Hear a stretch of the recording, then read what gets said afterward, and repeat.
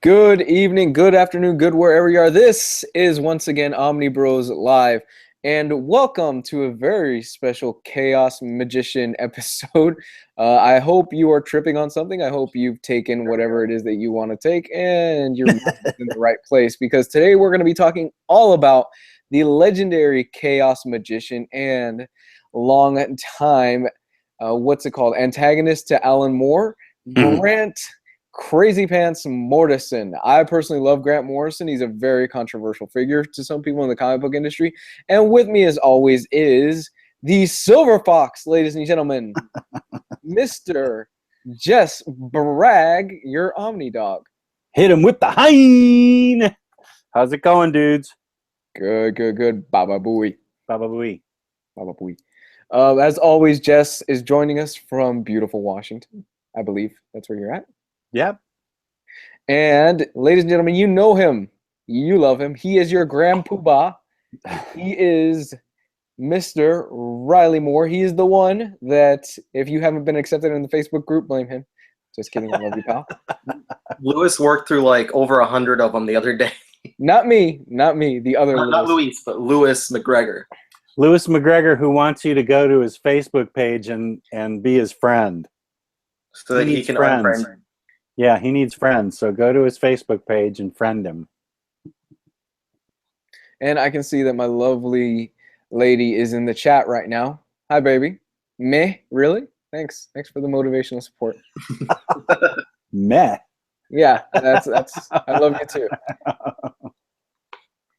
Okay, so yeah, today we're going to be talking about, as if you haven't guessed, Mr. Grant Morrison. Now, Grant Morrison is a bit of a controversial figure in some comic book circles. We are going to go through our regular routine, and then Mr. Riley Moore is going to be the one that's going to lead us through the mind of Grant Morrison. So that's going to be really interesting. Yeah, and to kick things off, as always, we're going to go ahead and start with our first segment, which is what have we read this week? And I'm going to pass it off to the Silver Fox himself, Mr. Jess Bragg. Right on, man. I was on a Superman kick this week.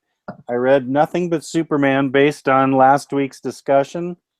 I read all of New 52 Superman leading up to Final Days of Superman. I read all these books. That is a lot of New 52 Superman. That is a lot. Riley baited me hard. I got read Superboy, the Boy of Steel. This was a good book. I'd like to know what the follow-up is to it, because it left on a little bit of a cliffhanger. I'd like to continue reading it. There's no follow-up, Jess. There is no follow-up? Was that the book that Riley recommended last week? Yeah. It was like very last minute. I was like, Superboy. Yeah. It was really good. I'm really glad I got it. And I think there's a couple of issues that followed it, but I don't believe that I might be wrong on this, but they're not collected anywhere, and I know they're not by Jeff Johns. Okay. Well, that's fine. It says the end for now, so I can accept that. I got choked up, totally got choked up at Final Days of Superman, not going to lie.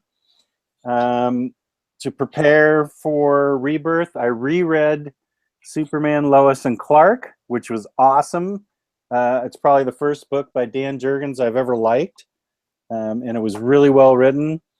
And then the book that is written by tonight's author that we're talking about, I read All-Star Superman again for the fifth time, and I still found things in it that were interesting that I hadn't picked up on in the first place. So I love that All-Star Superman. God, I think I might want to read that every 3 months. Oh, it's brilliant. I mean, we won't be bringing up All-Star Superman tonight because we've all talked about it to death at this point, but you guys all know the gist of it. Amazing story, one of Grant Morrison's magnum opuses. My opinion is probably the best Superman story that's ever been written. I absolutely adore it. Yeah. Yeah, I know better than to argue with you about that, so I'll leave it right there. It was great. Mm-hmm. So I Supermaned out. You Supermaned out. Are you tired of Superman yet?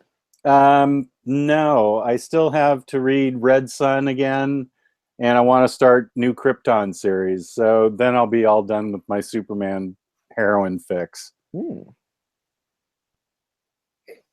Mr. Riley? So I actually don't think I read any complete books this last week. I read a couple of issues of newer ongoing things, just here and there. What did I do this week? Did you chop wood? You got your lumberjack shirt on. Seriously, man, I that might is a manly shirt. No, I watched a lot of like TV and cartoons. I don't know. I really didn't read a lot this week, but now I'm kind of forgetting what I did in my free time. So I'm freaking out. Like there's like a black hole in my memory. You spent a lot of time recommending anime to me, which I really appreciated. Yeah, some good stuff there. And it made like doing that and trying to rack my mind for like anime that I would recommend made me want to go back and rewatch a lot of stuff. So that, but I watched a few. I've been rewatching The Tick lately. Ooh, so I watched a few good more stuff. episodes of that. My wife Tick and I watched a couple movies. Tick cartoon or Tick live action? The Tick cartoon. I haven't watched the live action one in a long time. I watched the new episode of the new live action one, and that was pretty good. But there's, as far as I know, still only one, just the pilot episode. Oh, okay. Is that the It's available. the Amazon one, right? What? Yeah, Amazon, and you can watch it for free on Amazon, even without Prime, I believe. But yeah, the cartoon still holds up. But I also I forgot who started the discussion, but someone asked about like favorite comics. And I had gotten into this big list of like every cartoon based on a comic that's out there. I was looking through all of them, and I was like, I don't know what Duckman is, and apparently Duckman is awesome, is what it is. Duckman is incredible. With Jason Alexander, and I don't know how I don't know, because then I went to work the next day and I mentioned it, and no one at my work is a comic book person. Like, some people watch like cartoons, and they're all like 90s kids and stuff. And I mentioned Duckman, and I was like, I'd never heard of this before. And I started watching it last night, and it's fucking amazing. And one of the chicks at work was like, oh, fuck yeah, Duckman's great. And I was like, yeah, with Jason Alexander. And this girl is really into Seinfeld, so I was like, that makes sense why she would know that. Duckman is amazing, dude. I love Duckman. I grew up watching, I don't know why I was watching Duckman at such a young age, but it's a really hilarious show. Jess, did you get a Crunchyroll account? I did, yeah. It's just ladies and gentlemen, Jess is diving into anime. I am head first, man. I am watching Samurai Champloo, and I'm really digging it. I'm 4 episodes in, and if I didn't have to do my Morrison homework today, I would have watched another 4 episodes. I love it. It's amazing. I am Alex Holmes has definitely hooked me into anime, and then Riley's just throwing all these recommendations at me. So I am set, I think, with my Crunchyroll account. I am fully into it. I am not collecting manga. I have no room. So don't anybody suggest any manga for me. I got no room for it, man. Manga's a steep slope, man. There are some series that have 80+ volumes. No, I can't do it. Yeah, it's that once you start diving into that pool, there's no going back. Yeah, it's I remember like that's when I was in like middle school, that was all I would buy was manga because it's cheaper, and they would always run sales like at Borders, RIP, that it was like buy 2 get 1, buy 3 get 1. So luckily that was like every other month pretty much, and that helped me to pay for my hobby and obsession. And I swear at one point, like I was buying maybe 10 books a month. Oh my gosh. Which was like all I could afford at the time. That's all I had, like going middle school and high school. I couldn't afford more than that. But there was so much that I was just like falling in love with. Every month they would put out a new series. Like my grandpa had subscribed for me to Shonen Jump magazine back when it was coming out physically in the US. And every month almost they would have a preview chapter of an upcoming series. So that's where I learned about stuff like JoJo's Bizarre. Oh yeah, Michael Watson recommended JoJo's Bizarre Adventure to me, and I watched a video on it, and it sounds and looks wild. Yeah, JoJo's Bizarre, but It's it's Have you, crazy. Like Jess, have you ever seen Akira? I have not. That's the movie, right? Yeah, that's the movie that I've been reviewing the manga the past like 5 weeks on my channel. The movie's amazing. Okay, I may watch that or Ghost in the Shell next as a movie. Yeah, Akira's good. yeah, both of those very recommended. It's like 2 hours long, but it's incredible. Just like the music, the animation, it's brilliantly done. I'm going to be revisiting the movie in probably 2 weeks in preparation for the final review of the whole series. I'm on book 5 of 6 right now, and I can't wait to finish it. Okay, that So sounds you've already great. lasted well past like the majority of the material that was in the movie. Like, Oh, it's not even in the same ballpark anymore. Like it is completely different, and it's actually in a lot of ways I like it more. yeah, because it delves deeper into a lot of those characters, so you get a bigger understanding of who they are and what their real motivations are. Oh, absolutely. And While kind of there's shallow. yeah, and the thing is, there's a character in the anime that's not in the manga. That's in the manga. That's not in the anime. That I think is a damn shame, and that's Chiyoko. Chiyoko is badass, dude. I don't know if you remember the character. It's like this strong lady. She's basically like the caretaker of everybody around her. She carries a rocket launcher. I think I recall. I think I do recall that. She's far and away like my favorite side character in the manga, and she's not in the anime. I'm like, why the fuck didn't they put her in here? She's such a badass. And I wish they'd go back and redo the anime into like multiple parts. Absolutely. I really wish they would go back and just do like an HBO series where it's like 7, 8 different episodes, and they expand and cover more, each one like an hour long. Like the budget would be crazy. But I would love for them to expand upon it and just include what's in the manga, because the manga just, I guess we're getting into what we read this week already because that's part of what I read. But this volume especially, the manga just expands so much on the world and what's going on, and like the two rival gangs that have set up, the gangs that worship Akira and the gangs that they're with Subject 19, and the experimentations that are going on, and Tetsuo, who I thought at the end of the last volume would like go toe to toe with Akira, and he's actually played it more intelligently than just going toe to toe. He's kind of Akira's advisor, and it's just on another level that I did not expect for this manga to go. To be honest, based on the movie, I thought, okay, well, it's going to follow similar beats and things like that, but no, after probably like the third volume. I just finished the fourth one. After the third volume, it's not even in the same ballpark as to what went on in the movie. Yeah. Yeah, everyone will tell you that, and then until you actually read it yourself, you don't understand the magnitude of what people are talking about. And for those of you that are wondering, yes, the box set showed up on Amazon for the hardcovers that's coming out next year. This year. Towards the end, it's set for like October, so yeah. I might have to pull the same thing that I did last year with the third One Piece box set and just ask for that for Christmas. Yeah, it's retailing on Amazon. You can get it for about $130 right now, which is a good price. It looks like. I was looking online. It's not bad. What's the total price? Like, what's the actual? I think 200. Yeah, it's 200. So I put in a pre-order for it, even though I've got the soft covers. But I just, after reading so far what I've read, I'm like, I have to get this in like beautiful deluxe hardcover formats. And what's great about the box set that's coming out is that they restore the original reading order of the manga. Because the new editions that I have, they have it from like a traditional comic in America, where it's from left to right. The hardcovers are going to have it from right to left. Oh, okay. So they're flipping it back to how it was before. They still don't have the colored editions. It's not going to be in colored, but I know the first few pages, like traditional box set mangas and traditional hardcovers, will have some color in them. Hopefully it's at least the same size as the existing paperbacks too, because they're much bigger than the average manga page. Yeah.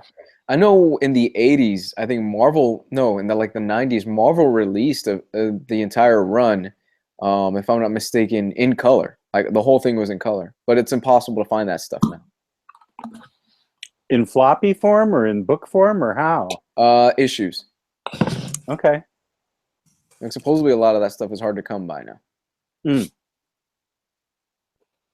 As far as what else I've been reading, obviously I already mentioned it. I've been reading Sculptor by Scott McCloud. This is the pick of the week this is the pick that patrons wanted me to review, so I ended up picking this up. I've got the hardcover. This sucker is big. This was bigger than I thought it was. This clocks in at about over, I don't want to ruin the ending because I still haven't finished it, but it's over 400 pages. I'm about 300 pages into it. A bit mixed on how I feel about it so far. Very slow beginning, and it's a downer. It's a real downer of a book. And as somebody that's been having kind of a blah week, this was something that maybe it was also my mood, because I just haven't been in the best mood this whole week. And you combine that with a lack of sleep and everything. This was something that was actually kind of difficult for me to get through, especially when you're reading 300 pages basically of a guy who's just not doing that well in life. I was like, oh my gosh, I need a palate cleanse. So I broke out some issues of Chew, and I started reading that to kind of cheer me up a little bit. But so far, I'm enjoying it. I'm really digging it. Not totally in love with it, but Jess says get to the end of it and it might turn me around. So we'll see how that goes. The best is still to come in that book for you. I mean, I have a gut feeling, I think, where it's going to go, but I'm still not 100% sure. So, yeah, this is going to be the review that should be out sometime either by the end of this week or the beginning of next week. And I'm also planning to have a review for Vision out next week as well. But yeah, this was good so far. We'll see how it turns out. Good choice, patrons. You guys voted, and this was what came out. Yeah, they were way too nice to you. You weren't kidding. I totally expected. We joked about this a lot on the news show. It's I totally expected me to get some Rob Liefeld extreme 90s comic run or some crap like that, like Bloodshot or Blood Strike, whatever the hell it was called that he had. Blood Strike. Blood something. It was the 90s. But they were very gentle. Thank you guys. And yeah, I'm really proud with that pick. It could have been a lot worse. Now I'm kind of dreading next month. See what they say. Yeah, I'm gonna vote. I'm a Patreon. I'm gonna vote. I'm gonna make sure it's Red Hood and the Outlaws. Don't you dare! Don't you dare, Jess! Don't you dare! I mean, what am I gonna do? I'm not gonna kick you off the news show. It's just the hardcover news show. You're fired. I'm gonna be just talking to myself about the news. What do you think, hardcover? It was great. I agree with you. I'm going to pull a Donald Trump. If you don't agree with me, I'm just going to fire you. Okay, moving on. Let's not get into that. Topical. Woo. Topical. What did you guys order? Riley. I pretty much blew through my entire budget for ordering stuff. I have a couple things that came in from last week, so I can show those off real quick. Because I don't remember if either of you guys showed these last week. I don't know. The first thing was from, one of the dudes in the group, Mr. Jonathan Busby, I believe was the last name, sent me the Question Volume 3. Or rather, I bought it from him, but for an extremely cheap price, given the fact that this book is hard to find, not nearly as hard to find as the first volume, but it's not available readily on Amazon or in stock trades. But he sent it to me for almost half or exactly half of cover price, because I guess he found it on sale. And as well, if you order from him, he says that he does not feel comfortable shipping trade paperbacks by themselves. So he sandwiched them between 2 single issues that were signed by artists. Whoa. And 3 T-shirts. I want to order from him. I know, and they're pretty sweet T-shirts too. It's Holy smoke! A Green Lantern shirt and a Batman shirt and a Ninja Turtle shirt. And I was like, well, crap. And I messaged him. I was like, dude, that's freaking awesome. And he's like, did it get there okay? I'm like, yeah, it did. My packaging sucks. It's the book's wrapped in bubble wrap as well as all this other stuff. And I'm like, I don't think you have anything to worry about with how you ship your books, dude. Like, nothing, it could withstand a bomb. And, and I was like, and the t-shirts are great. And he's like, do they fit? I'm like, yeah, they fit, and they're awesome. You didn't really have to do that. And he's like, oh, I have so many t-shirts because my wife works and whatever it was he said. And I was like, damn. I wish I was in that situation, but I actually told my wife that. I was like, yeah, he said that he has a lot of t-shirts and blah, blah, blah, and he doesn't even know what to do with them. And I was like, I said that to my wife, and she goes, yeah, so do you, Riley. And I'm like, I do know what to do with them. I put them in a box, and I put them in the attic. That's what I did with my t-shirts. I have like 100 different like graphic design t-shirts, like comics and music and all that kind of stuff. So anyway, I wanted to give him a shout out because of A, it's an awesome deal, and B, the just t-shirt freebies. That's awesome. Like, that is awesome. Then I got a couple books that showed up from last week's order, and that was the first deluxe of Ninjak, Valiant Hype Train and all that. Woo-woo. I loved Ninjak whenever I read I guess it was the second trade paperback of Exo Manowar a few years back. That's the one. So definitely interested in the character already. It's written by Matt Kint. It has artwork by Clayman along with other artists, all of which I am quite a big fan of. Clayman is fantastic. It's also got Doug Braithwaite, Juan Jose Rip, Butch Juice, and some other people in there. So there's a lot of talent in here that I'm already a fan of. So this is a given. I'm going to enjoy that book. And then the other one was the Deadpool Beginnings Omnibus, collecting a bunch of random bullshit that Deadpool was in before his first ongoing series, including his first appearance in New York, New Mutants 98, and the first 2 4-issue miniseries that he was in. The 2 miniseries are pretty good reads. It's been a while, but I do recall liking those books. The rest of the material in that book is a bunch of mostly just single issues that are kind of non sequitur. So it's a real hodgepodge of content. So if you're not already a big fan of Deadpool, I wouldn't necessarily recommend grabbing this volume because it's not going to give you like one self-contained story. It's really something for completists who wanted to have everything on the shelf. And it has the same spine, like the logo matches with the red and white, like the Joe Kelly volume. So it does look good on the shelf if you place it right before that. So that's some good news. Next week, because it's arriving tomorrow, you'll get to witness what I blew my load on. I think we all did. This week was a bad week for it was. Which includes such hits as Azzarello's Wonder Woman and that Realm absolutely gorgeous.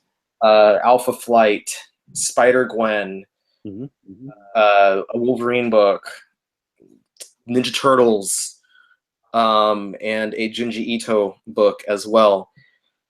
And I could have bought more. There's more things that I would have bought had it not been for something that they call a budget. Did you get Realm of Kings? Oh yeah, I got that. I got all the important stuff. Oh, okay. Yeah, I don't worry. Everything that really matters, I did grab it. And I've still got a little bit left over to get next week's books because there are a few good things coming out next week as well.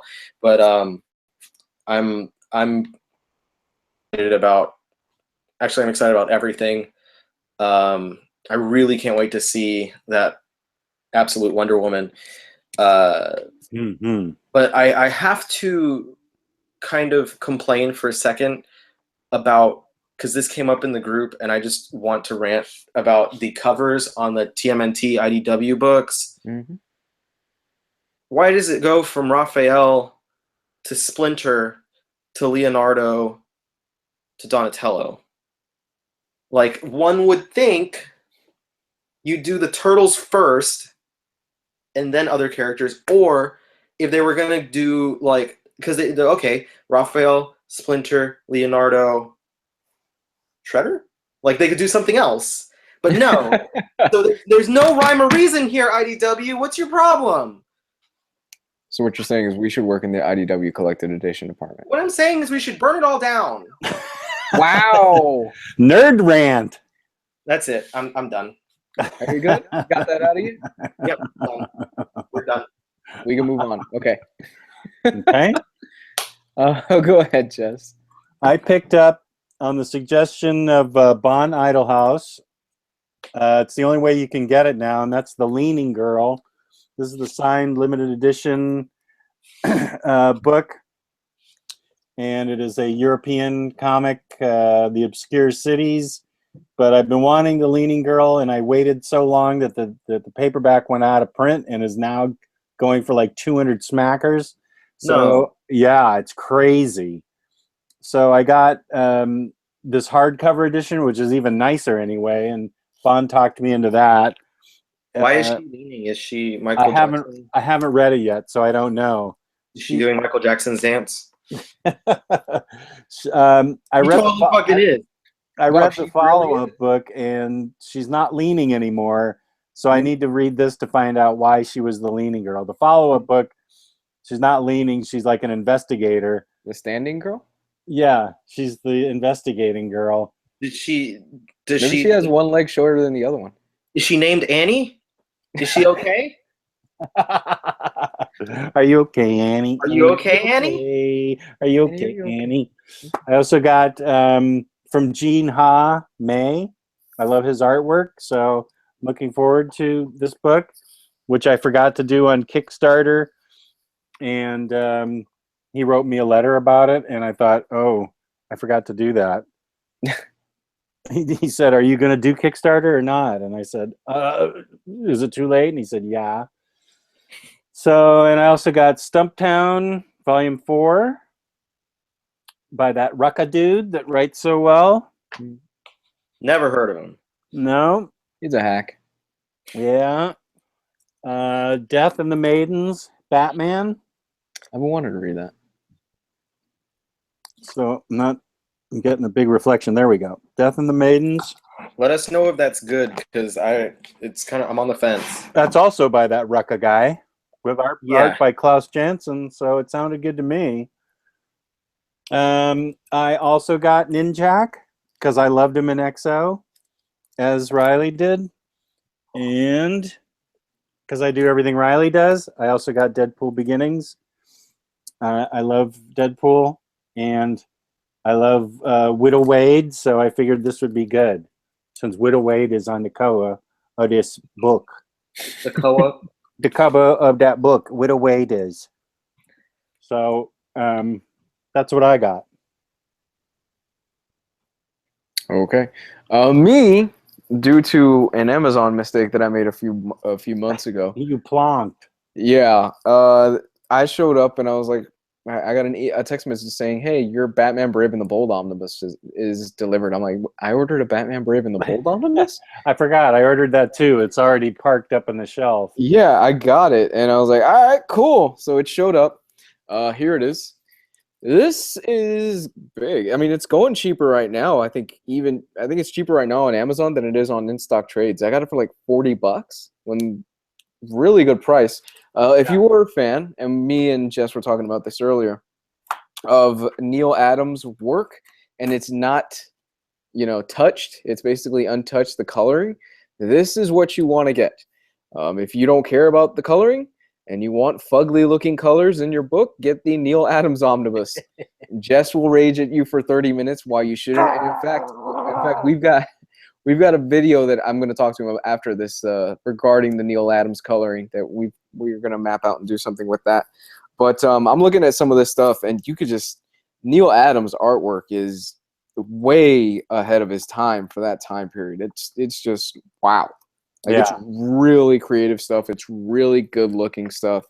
There was one particular panel in here that really caught me off guard. It was involving his cape and how Neil Adams basically breaks the panel with Batman's cape wrapping around it, and you see different panels inside the cape. It's really cool stuff. It's very, very well done. I personally can't wait to dive into this. I was actually thinking about returning it, and then I saw the the fugly looking coloring that was done in the Neil Adams omnibus, and I'm like, yeah, I think I'm gonna keep this. Plus, I mean, I got it for a steal for $40 for something that's going like I think 60, $70 on in-stock That's a trades. $125 book. Yeah, I Yeah. got it for $33 when I pre-ordered it. Right, because Amazon had like let me know about this. What's that? Like I didn't know about this. yeah, It was Amazon on had the a page. yeah, Amazon had a pricing error for it. I think it's still for like $42 if you want to look at it, Riley. I don't have that kind of money. It was on the page like back in the fall. I got it inside. When I got it in Amazon's stellar packaging, which was basically just the only thing covering it was air.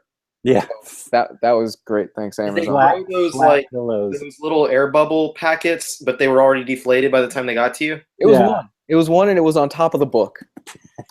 Oh yeah, great job, you guys. Because they throw like maybe 3 of them in there, but by the time the book gets to me, I open the box and they're all just flat. Like there was never any air in there.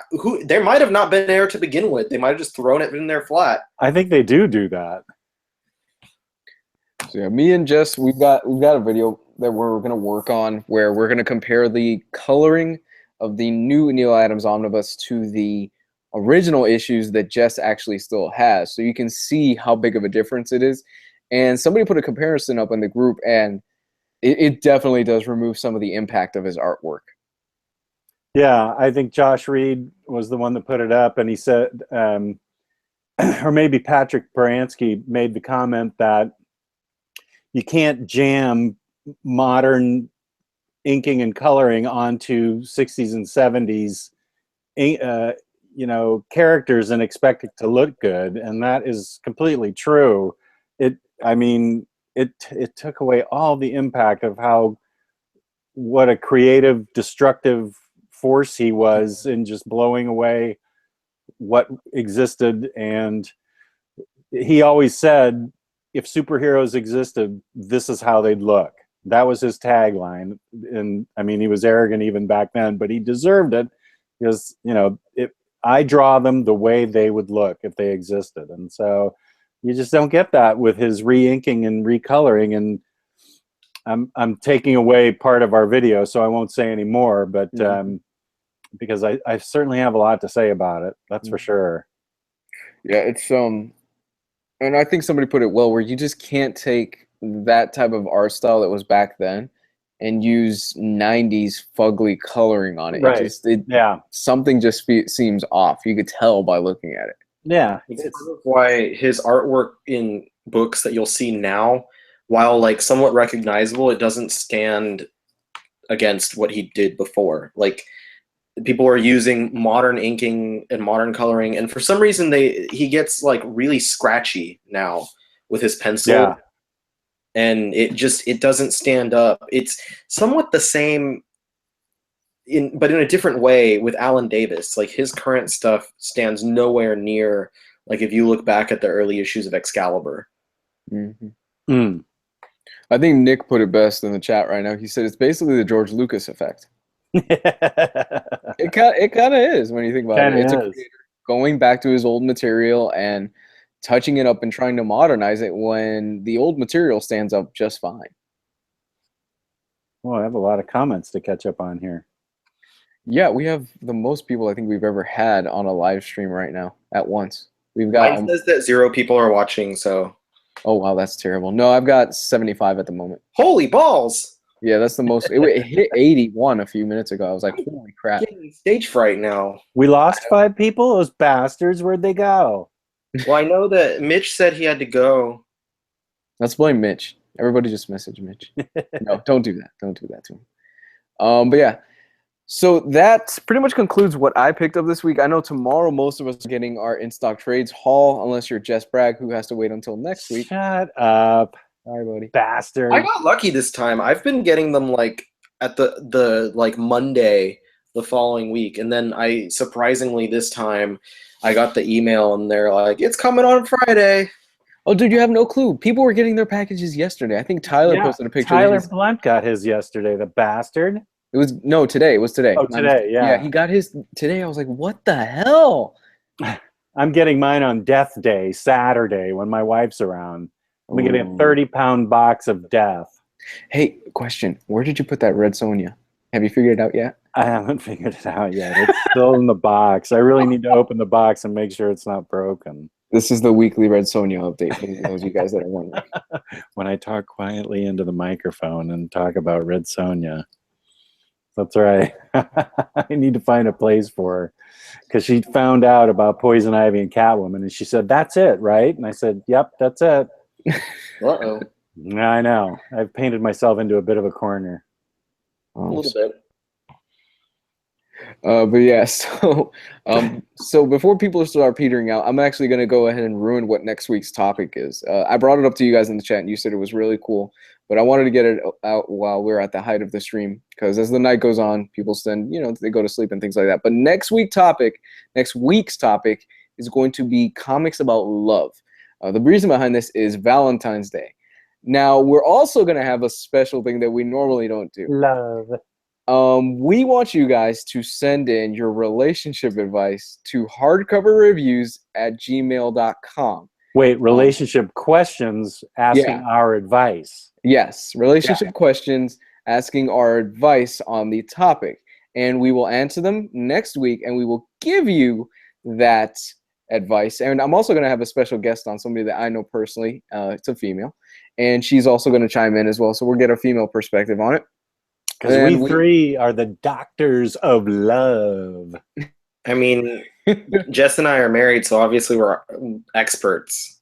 Happy relationship here. So I'm okay with it. I'm not an expert, but he's engaged, so he's close to finding out. You're on, like, if we're on expert on Guitar Hero, you're on hard, but you're almost at expert. We're living together, so it's getting there. But yeah, next week's episode is going to be fun. So send us your emails on relationship questions that you have for us, and we will go ahead and answer them, or even funny relationship stories that you have, and we will go ahead and read them out loud. So that's going to be pretty fun. Where do they send those questions? At Hardcover Reviews, HARDCOVERREVIEWS @gmail.com. There we go. Hardcoverreviews@gmail.com. And we will read them out. For the doctors of love. For the doctors of love. We can't promise you'll have any success in your love life, and chances are it'll crash and burn, but we can wish you the best. So with that said, we're going to go ahead and move on to the next thing on the docket, and we're going to talk about our main subject today. And I'm going to have Riley Moore lead this topic, simply because Riley has the most experience out of all of us with this writer. We are going to be talking about Grant Morrison. Hang on, I'm going to take my tab of acid right now. At the sound of the bong hit, turn the page. Whoa, colors, man. Metaphysical. So, yeah, Grant is without a doubt my favorite writer, and it's not something that just came about one day. It's not one book that I read, but when I first started really getting into Western comics, I've given this advice to people, like, you start with what you know and kind of branch out. And I started by reading, I already was a fan of Batman, and so I started reading different Batman stuff, and I wound up getting into some of Grant Morrison's Batman books. And I noticed that I enjoyed those books that he was doing, and then I noticed that he was writing Batman, so I got into that. And I was reading just collected editions specifically way before I started reading single issues, because I felt like I needed to catch up. And so by the time I caught up, I saw Morrison was writing Batman currently. I saw that he had written the X-Men, and I was enjoying the I love the X-Men, obviously. And I'd seen all these other things about what he had written, and I just step by step started delving into it. And luckily, the comic shop that I was frequenting at the time was full of really helpful guys. And one of the guys there was like, hey, if you like Grant Morrison's stuff that you've read already, I want to recommend to you Animal Man. And he's like, I know it sounds kind of lame. The name of the hero is Animal Man. Who cares? You don't know the character. No one really cares about him. But trust me, it's good. Just, grab the first volume and then keep going from there, and come back and tell me what you think. So I did what he said, and obviously with as many times as I've gone on and on and on about how much I love Animal Man, it moved me. Like that book just set me on another level. And I went forward with that, and I was like, I am going to read as much Morrison stuff as I possibly can. And I did it in a really good way that I've also recommended to people who want to get into reading Morrison, and that's start with some of the earlier stuff that he does and go forward from there, because you can see a ascension in the way he writes, from things that at the beginning were more simplistic ideas with complex outcome. And then as you go forward, there's more and more layers added to the things that he's writing. And then every once in a while, he writes something that's pretty straightforward, like recently Klaus and other stuff like that. But you go from, something like Animal Man to Doom Patrol to the Invisibles, and it just goes on and on from there. And people just, it expands. Quickly became my favorite writer, and I quickly did read pretty much everything that he's written, with the exceptions of a few small press and like UK books, but I've read most of his mainstream stuff. And the one thing that you get from Morrison, if you read as much books as you do from him, and if you listen to the things or read the things that he says, because a lot of people will complain and they'll be like, he's so pretentious and he has a huge ego and he just writes things that are like he thinks are for smart people, and it's not really for smart people because it's just, complex for complexity's sake and stuff like that. And that's not true at all, because if I know anything about Morrison, and I feel like I do, egotistical is the complete opposite of what he is. He's very humble of a person, and he writes in this fashion because he's looking to help people to expand themselves and to gain knowledge under their own accord. A lot of, because he, as Luis mentioned earlier, he is a chaos magician. He does practice chaos magic, which a lot of people are turned off of him because of that, because there are a few crazy magic writers out there, and all of them happen to be some of the best writers, if you've noticed. But part of this is just, it's like a magic of life, and that's really what he puts forward into his books, is his views on life. And really what his view on life is not to, and this is a theme that'll come up in some of the books that I want to talk about, or at least one of the books I want to talk about, and I think it resonates in a lot of his things. His views on life is not to live a life that's guided by fear and hate, but rather to expand your mind and live a life that's full of love and compassion, and just, take in as much knowledge as you can while you're here. And this is his meaning of life, is to really wise under your own accord. So that's why I always disagree with anyone who says that he writes complex things for complexity's sake, that he thinks that he's writing things for smart people, because he's not. He's not writing books for the quote-unquote intellectual. He's writing the books that are meant to help you to reach that level of universal understanding, because he wants everyone, and he said it himself. He said it about when he wrote Final Crisis and how it was not received that well. He's like, I just wanted everyone to open their minds. That's all I wanted. And years later, you have more people that are going back and reading it and realizing how huge it was and how important and great it was. But unfortunately, not everyone agrees with that. But that's my kind of intro into Morrison, is just going forward, reading his stuff. It's about love and it's about life, and really about expelling any hate and stuff from your life, because harboring hate and negativity in your life is doing nothing but making life more difficult for you. And Morrison is a firm believer in the fact that this world tries to keep the people in it down.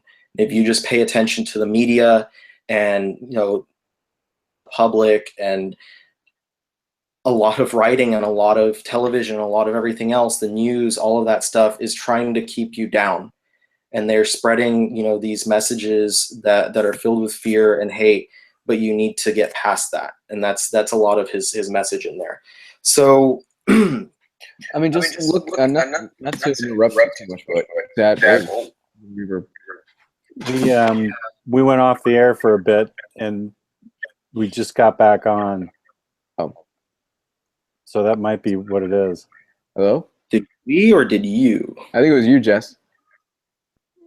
Because I know you went off, but yeah. Well, when I go off, we all go off. Sure. But to add on to that, I've never met the man personally, but I've seen interviews with Morrison. There's a brilliant interview that we've talked about here before, not interview, documentary, called Talking with Gods. And just people in the comic book industry have such a love for Grant Morrison and have such a respect for him and for his work and for him as a person. There's this interview where he's talking to somebody and he's explaining his view of life, and he's talking about cells and how cells die and things like that, and just the guy's mind as throughout the whole interview is just like being blown by it. And I just had the same feeling too. I was like, oh my gosh, like just Morrison, I think, is one of those guys where I'm just going to call it for what the guy's a genius. I mean, you could disagree with it, or you could disagree with it or not, but I personally see him as a visionary and a genius, frankly. Just his outlook on life, his spirituality. It's just the guy thinks on another plane. I totally agree, and I don't. You can disagree with it, but that's your opinion, and that's my opinion too. The guy writes on a different level, and I think it lifts the reader up to his level to try and understand it in a lot of the stuff. Now, I have to say a lot of stuff I don't fully understand, but that doesn't keep me from enjoying it. Mm-hmm. I mean, there's still stuff that I haven't read his Invisibles yet, but I've heard his Invisibles is like probably one of his seminal works, but it's also very heady and it's also very difficult to get through. And there's a companion book that I've heard that if you read it along with it, it makes it a whole lot more accessible because he references so much and he talks about so much that there's a lot going on there. Sorry, I didn't mean to cut you off, Riley. It's all good. I was about to head into like the books that I picked. So we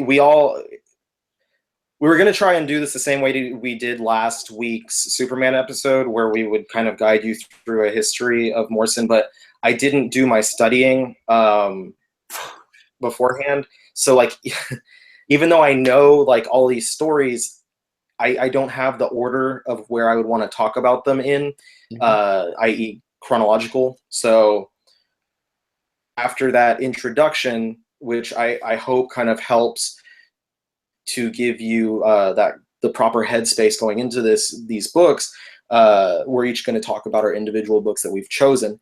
And I tried to choose a couple things that I thought were not only important written, but also books that I thought a lot of people probably have not a lot of people, but a decent amount of people might not have read these before. One of them a lot of you might have heard of, and the other one maybe not. But the first one, and I do believe that this book might be his magnum opus, not necessarily meaning it's my favorite book of his, but I do believe it's probably one of the most important things he's written, is Flex Mentallo, the Man of Muscle Mystery. So Flex Mentallo is this muscly gentleman here in a leopard print thong with wrestling boots. I have that same outfit. Yeah, that's my weekend outfit that I wear out to 6th Street commonly. Flex, if you read his Doom Patrol, you'll recognize Flex from Doom Patrol. He was a character that appeared in there. That's where his origin is. Essentially, if he looks familiar to you, it's because he's based on the character from the Charles Atlas, like Muscle Man of the Beach, little advert in singles back in the day, where this scrawny kid is with a girl, muscly guy comes up, basically like pushes him out of the way, takes his girl, and then the guy is like, oh, I need to get back at him. So he goes and he starts, he orders a book from Charles Atlas, gets all muscly, goes back to the beach, beats off the bully, and then gets his girl back. He does what? Wait, what? In front of his girl? Yeah. Oh, wow. What a mixed message that is. He defeats the bully, if you will, and gets the girl back. But in the version that Morrison tells in Doom Patrol, instead of getting the girl back, he decides, because he uses his newfound musculature and he flexes, and all of a sudden this what's called the hero halo appears above his head, and it says "Hero of the Beach" over his head. And in I believe in the original it shows that, or it says something over the guy's head, and that it was just something, thing that was on there. It was just words. But in the Morrison version, apparently those words actually appear to everyone else, and it's called his hero halo. And he has inherited, as well as having huge muscles, the idea of muscle mystery, because that's his whole power, is that he has kind of a reality manipulation power based on him flexing his own muscles. So he defeats this bully that stole his woman, and basically throws his woman aside and is like, I don't need you. I'm going to go be a superhero now. And he joins the Doom Patrol. So in Flex's miniseries, which is a 4-issue miniseries here, this is him during doing some superhero stuff, but it's got no connection to what happened in Doom Patrol, as far as I can recall. So I wouldn't say you have to worry about that. There is a little bit of interesting background to this book itself. Until a couple years back, or 2012, I think it was, when this was printed, there was a lawsuit between DC and Charles Atlas where they could not reprint this story because apparently they did not have permission to basically copy that story from their adverts. And they were just frozen on Flex Mentallo until a couple years back when the lawsuit was dropped and they could finally reprint it. So for a long time, the only way you could get these issues was by buying the singles, which were going for, if I recall, about $50 a piece for the 4 issues. Or if you were fortunate, maybe you would find a edition for a little cheaper, which I did find on eBay, but I never was able to buy it because it went for way more than I wanted to pay. But luckily, DC got the rights back, and they published this deluxe edition, oversized hardcover book with a cover price of $22.99. And it is a beautiful little edition that I believe is still available. If not, I think they did publish it in paperback. So if you wind up wanting to read it, it's out there for you. And it's truly an interesting book that's really grounded in a lot of Morrison's ideals with chaos magic, and this is meant to be what is called a hyper sigil, because a sigil, of course, is a symbol like the cross or the cross of David or something else like that, that is used to invoke power by belief and by thought. And a hyper sigil, through as far as I understand Morrison's definition, would be an entire work of art or something like that that works in somewhat the same way. And it's part of a trilogy of hyper sigils, along with the Filth and the Invisibles. So each of those, it's a true trilogy. It's not a trilogy like Lord of the Rings where everything's connected, but a true trilogy that's connected by concepts rather than actual storylines. And this one follows a lot of what I had mentioned about life and living a life full of love rather than hate and fear. And it focuses on a main character named, I think it was Wally, if I'm correct, who is a rock star who's reached the point in his life where he's found success in professional success as a musician, but he's, much like a lot of musicians, young musicians you'll see, has become kind of empty and felt like there's no purpose in what he's doing. And he kind of decides that he's just going to end it all and he wants to kill himself. But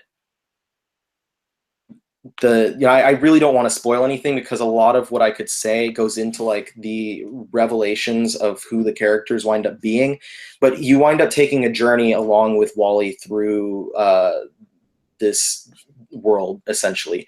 It has a lot to do with heroes versus villains in the end of the world and his perception of life. And it's not only a very personal journey about life, but it's also very it's a huge commentary on every age of comic books, and every issue is very representative of the first ones, like Golden Age, and then Silver Age, Bronze Age, and finally we get to the New Age, as Morrison says it is. And each of these issues is representative of things that you'd find in that age of comics, while it goes through an age of this world, of Wally's world and stuff. So I can't say anything more without spoiling a lot of it, but trust me, it's probably one of Morrison's more important works as things go. It's also art by Frank Quitely, so every time they get together, it's going to be something amazing. It's just incredible. This is early Frank Quitely, right? I don't remember what year this was originally published in, but it is earlier. It's published several years after Doom Patrol. This was 96. Mm-hmm. And it is recolored, and a lot of people will kind of bat an eye at that. But apparently the recoloring is more in line with what Morrison had intended for the series rather than what was originally the colors. So it looks different. It's not as vibrant, I believe, as it was before in the single issues. But like I said, he intended for it to look this way. So can't really complain, I guess. And I actually remember when they announced that it was getting, finally, after years, a reprint. Like every comic collector was like, finally. It was like everybody was like, oh my gosh, we're finally getting this long sought after Grant Morrison work being reprinted in a nice hardcover collection. I still haven't picked it up. I still haven't read it. Well, I hope that my speech has inspired you, because I absolutely love this book. I need to reread it. I should have completely reread it before this, but instead I just did some flipping through and reminiscing. Instead, you cut your hair. I did. I didn't. I got my wife to cut my hair. I trimmed my beard though. I did that myself. Nice. But yeah, I highly recommend it. I think that if you've read any of his more, I don't necessarily want to say deeper, but his more layered, complex works, this is definitely something that you'll want to check out. Excuse me. And it's a short read. It's only 4 issues. It's not going to take forever to read through it, but it is complex. So the fact that it's shorter is helpful, because you can go back over it multiple times in a quick amount of time. So it's not that bad.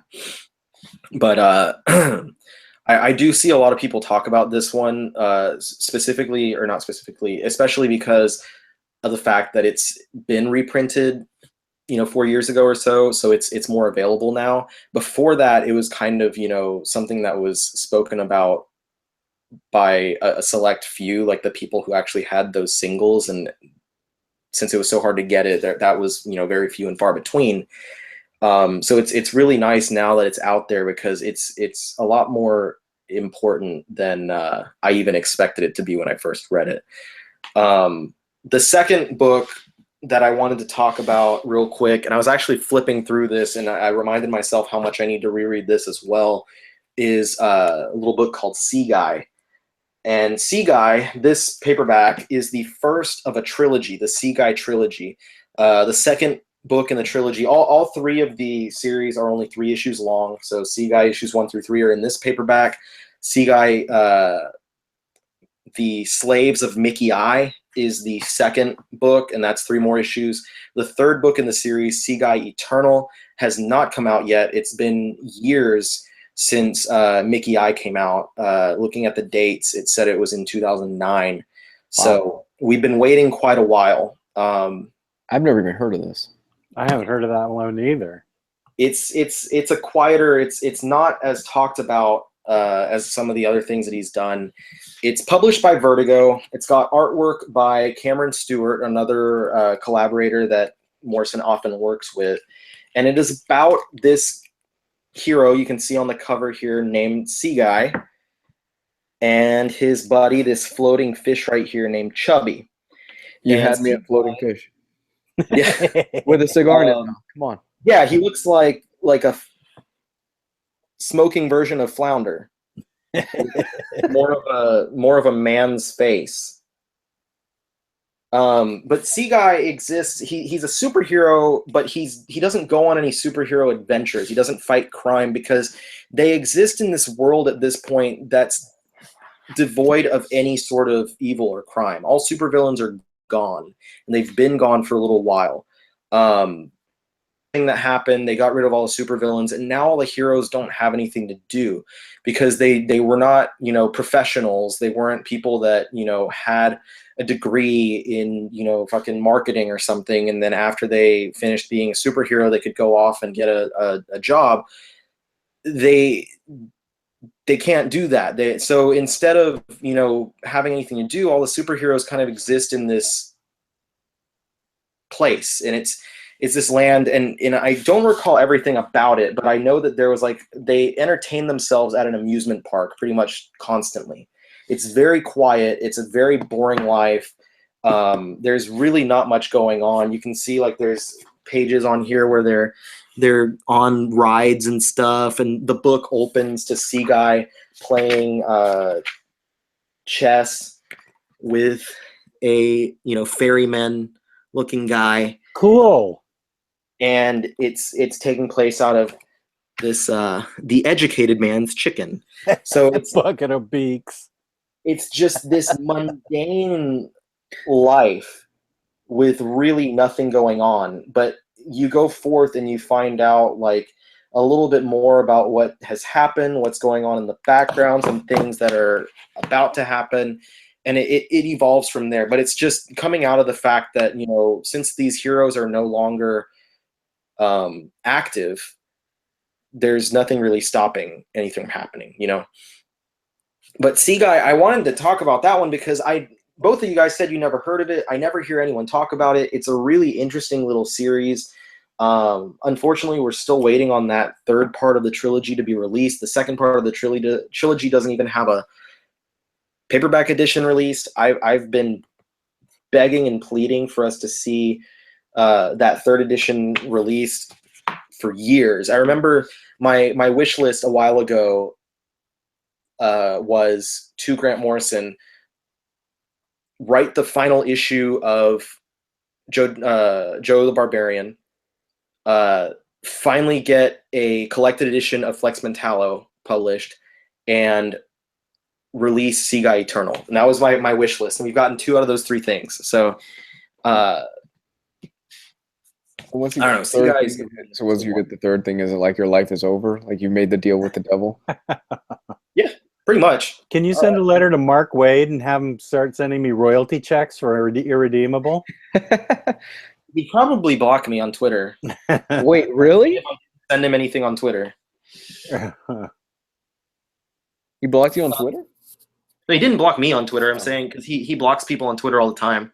Yeah, he's really crazy with the block thing on. He blocked Brendan Donnelly because Brendan had the temerity to ask if there was going to be an omnibus of Daredevil. Are you serious? Yeah, that was early last year, I think. Yeah, that doesn't surprise Someone me. recently said they got blocked for asking him about an oversized hardcover of Black Widow. So Yeah, that doesn't surprise me. I talked to That Mark. just happened.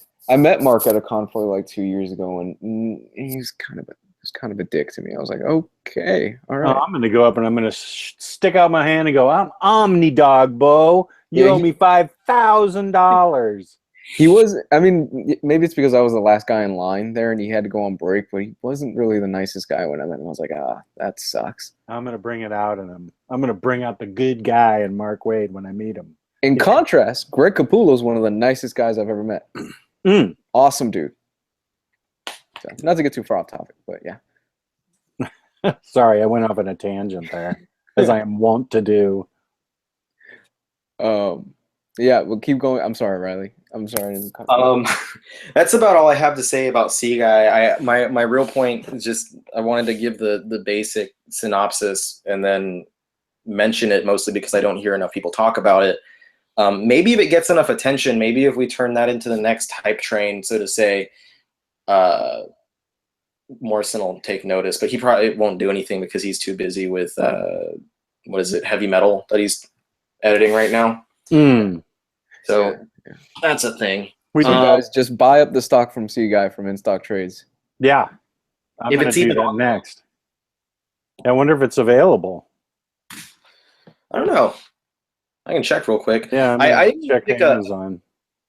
I didn't really pick a third book, which I guess is a good thing because I went on so long before I even talked about. As I predicted. Flex. There's no Seaguy. I looked up Seaguy on InStock and it popped up with BPRD Plague of Frogs hardcover #1 because that makes sense. Yeah, it's available from third-party sellers on Amazon for undercover. Now, my question to you, Riley, is: have you read his Invisibles, and what's your take on it? I have read the Invisibles. I read it one time in paperbacks several years ago, and it was the type of thing where as I was reading through it, as I got closer to the end, I was like, I am going to need to reread this at some point in my life when I have a better understanding of everything that's around me. It's in the ending, it goes into incredibly deep stuff because it's just the nature of the series. But at the beginning of the series, before it starts getting into the deep, like, the war between, kind of order and chaos, in which essentially chaos is meant to be the good guy. At least that's how I recall it. It has been years, so if I'm wrong, someone can go ahead and punch me in the face. But that's kind of the nature of the book. But at the beginning, you're establishing all these characters and you're establishing the world that they live in. And that oftentimes is my favorite part of a lot of books and a lot of movies and a lot of shows, is when you get those establishing chapters, introducing yourself or introducing the reader, the exposition, introducing the team. And there was particularly one character who is a transgendered character in there that I just completely was head over heels interested in, because her backstory is just incredible. And the work that they did with her was great. So if there's anything I would ever recommend reading the series for, it would be just for the characters and specifically for her. But every single character is interesting. King Mob, of course, is very much meant to be like Morrison himself. He wrote himself into that book. Kind of Lord of Chaos in there. But it's the characters are phenomenal. I can't speak much in depth about plot, given that it's been years since I've read it. Just as much as I can say is just going to be about the topics that it covers. I really want to read it. Like I had the Omnibus, but I sold it because the Omnibus was too unwieldy for me. Like, it was ridiculously unwieldy, and I want to get the deluxe edition hardcovers. So that's my plan right now. Jess, have you read Invisibles, and what did you think of it? I read it back when it was coming out in floppies, which was like back in 1990 or something crazy. So back before you guys were born. So I don't remember a thing about it except it was confuzzlebibbling. So I need to get the annotated notes to go with it and crack open that monster size Omni. I can't make a comment on it other than I read it at the time, and it was pretty dense for me to figure out. Some people are saying in the chat that the Matrix plagiarized it. It's if there's two things that the Wachowskis took from, it's going to be the Invisibles and Ghost in the Shell. And if you do read the Invisibles, you'll see a lot about it in, because the Matrix was a lot about the same with, the Matrix itself was order. And when they show into the real world, that's a lot of chaos, and that it's kind of that same idea of agents of order, like forcing the order down your throat, essentially, and forcing you to be subservient, I guess, to whatever their beck and call is. Mm-hmm. All right, well, that's good to know. So you good, Jess? You good, Riley? Is that all you got for us? Yeah, that's about it. You know, you want to cover anything else? Because I know you're the big Morrison guy here. The other stuff that I could really talk about is stuff I know that you guys want to talk about. Okay. So I can just add in to there. I'm gonna step out for 1 second. I need to grab a computer charger, but please go ahead. Can you get me a root beer? Yeah. Make it 2. Thank you. Actually, I'm gonna get a root beer too. Jess, distract the fans like last time. I'll be back in a second. Manamana do do do do do. Manamana do do do do. Manamana do do do do do do do do do do. Manamana do do do do. Okay, write in really quick that I'm your favorite guy and you want more of me on this episode. Riley talks too much. Luis doesn't know what he's talking about. You want more Jess, more Omnidog. Let's all write in our votes right now. Okay, before they come back. Manamana do do do do do. Manamana do do do do. Manamana do do do do do. Manamana do do do do do. Okay, he's back. Don't say what I said. Don't tell him what I said. Oh, I heard what you said. That's right. You don't use headphones. somebody should cosplay as Jess for a con. Send him pictures.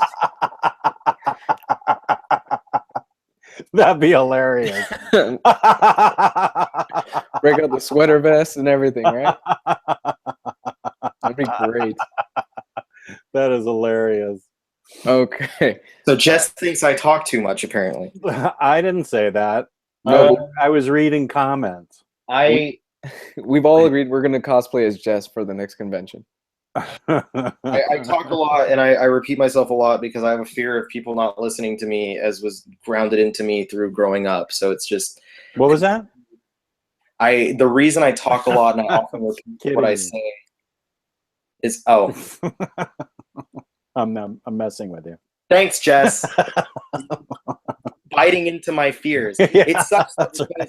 I'll say something, like I'll say a comment that's meant to be like a joke or something, and then I'll say it again. But when you say a joke 2 times in a row, you're obviously like, it's a shitty joke and no one wants to laugh at it the first time. And I'm like, I forced myself to say it. Like it's almost this like compulsion. It's almost like an obsessive compulsive thing where I have to say things twice.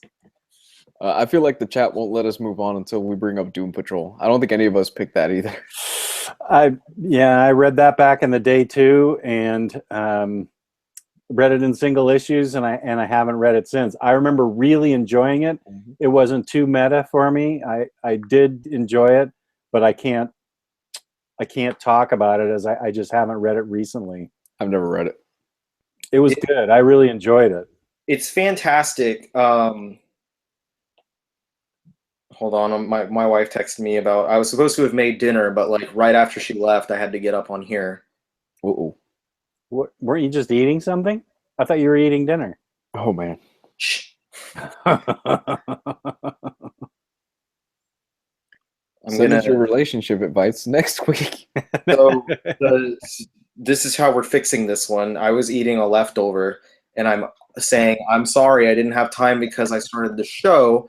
If you want my Cabo Bob coupon, which is a free burrito, I didn't have that from like the most delicious burrito place we have in Austin. So that's a free burrito that I'm offering to her. She's more than likely going to say no because she's trying to eat a little clean, but at least I tried, you know? But Doom Patrol, so before Morrison took over the Doom Patrol, he was, it was written, I don't even remember who it was written by, but they basically just ended the series. They killed off all the characters, and you get to Morrison's version of the Doom Patrol where he starts, the first volume was called Crawling from the Wreckage, because it's literally what he was doing, was pulling these characters out of the wreckage, and he got to start clean, using them in whatever way he really wanted to. And he just gave us these weird characters, and they're really meant to be. That's what the Doom Patrol was meant to be all along, is like the weirdest superheroes, which was not coincidentally the tagline in the early issues of the X-Men. So one of the things, you know, aside characters like Robot Man and Rebus and Negative Man and all these different things who were really interesting characters, one of my favorite concepts in Doom Patrol, and my timing of reading it was really fantastic because I was studying this stuff in school as well, was the looking at Dadaism and Dada art and relating that into comic books. And it's like really like it's all in the villains is where it is, and you get every arc, and almost every arc at least, you get introduced to new villains. You have like I believe they were called the Scissor Men, Right. and you have I believe it was Mr. Nobody was the big guy, and there's all these different characters. I'm gonna have to look up some of the names of these villains, but they're just insane villains that just, I mean, they're literally called the Brotherhood of Dada, but on top of the obvious connection right there of the naming it the Brotherhood of Dada, there's a lot of symbolism in what the Dada art movement kind of was that is pulled into the way that the story was presented and stuff, and the way that the villains worked in this book. So the I guess the aesthetic of this book was kind of, because Dadaism is kind of anti-art.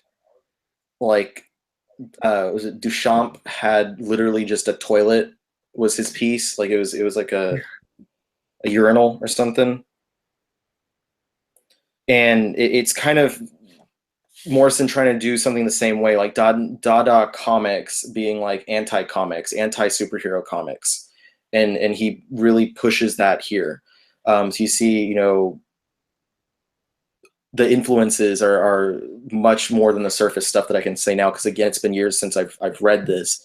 But if you are at all into not just Morrison as a writer and not just the Doom Patrol and these characters, but if you're a student of art history and if you are into Dadaism as an art movement, then I highly recommend looking into some of Morrison's Doom Patrol and seeing kind of the inspiration that it had drawn from in these characters.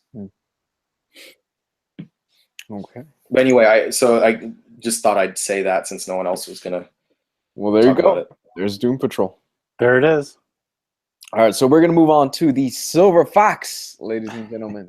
We're going to move from the most knowledgeable to the least knowledgeable. And I will start out by saying this is an author who has written Nameless and Klaus. You cannot get two more different books than Nameless and Klaus. I went to college. I've made a good living for myself. I got a big vocabulary. But fuck me, Nameless, God bless America. I have no clue what was going on in Nameless. And it even has his explanation for it chapter by chapter at the very end of the book. And it's got beautiful art, beautiful covers. And he's suggesting all these books to read with it to understand the book. And I don't want to read other books to understand my comic book. I want to just read the comic book. So this is an uncharitable attitude about me, but I'm not going to talk about it because I didn't get it. So, okay, that's okay. But one book I did get was Klaus. Now this is the telling of with the gold edges, silver edges. If you got the local comic book store day one, this is a brilliantly illustrated, brilliantly written book that tells an alternate story with some mystical underpinnings, not too many, but some mystical underpinnings of Santa Claus. It is really well written, very understandable. There is a bit of mysticism in there, thrown in there, just enough to make it interesting, just to make it enough of a Morrison book. But it's one of his more straightforward books. And this is one of my typical reviews where I say, this am good writing with good art. You should read it. I can't give it as much as a dissection as Riley does, because Riley's like an art major and a brainiac, and I just studied business and I know numbers. So I can say that it's very exciting, very well done, with just the right amount of mysticism in it, in the form of like his way. He has like a sidekick wolf that is amazing, and it is it got a very excellent evil guy in it. Here his wolf is like licking him back to life after he's been shot with a bunch of arrows. I can't say enough good things about Klaus, because it is so accessible and so well done, and it's got a clear antagonist. You root for the protagonist, and it's just a brilliantly written origin of Santa Claus, with a little bit of mysticism thrown in it, as the the totalitarian state sort of city that has the evil guy in it. It's ruled by him, and it's how a bit of Santa has some Viking in him a little bit, and it's referred to as Santa Claus Year One, and it says it finally answers the burning question: what does Santa Claus do in the other 364 days a year? And I highly recommend it. I am not the best guy to dive deep into meaning. I can speak about these other two books. I'm going to let Luis handle Joe the Barbarian, although I'll have a couple things to say about that.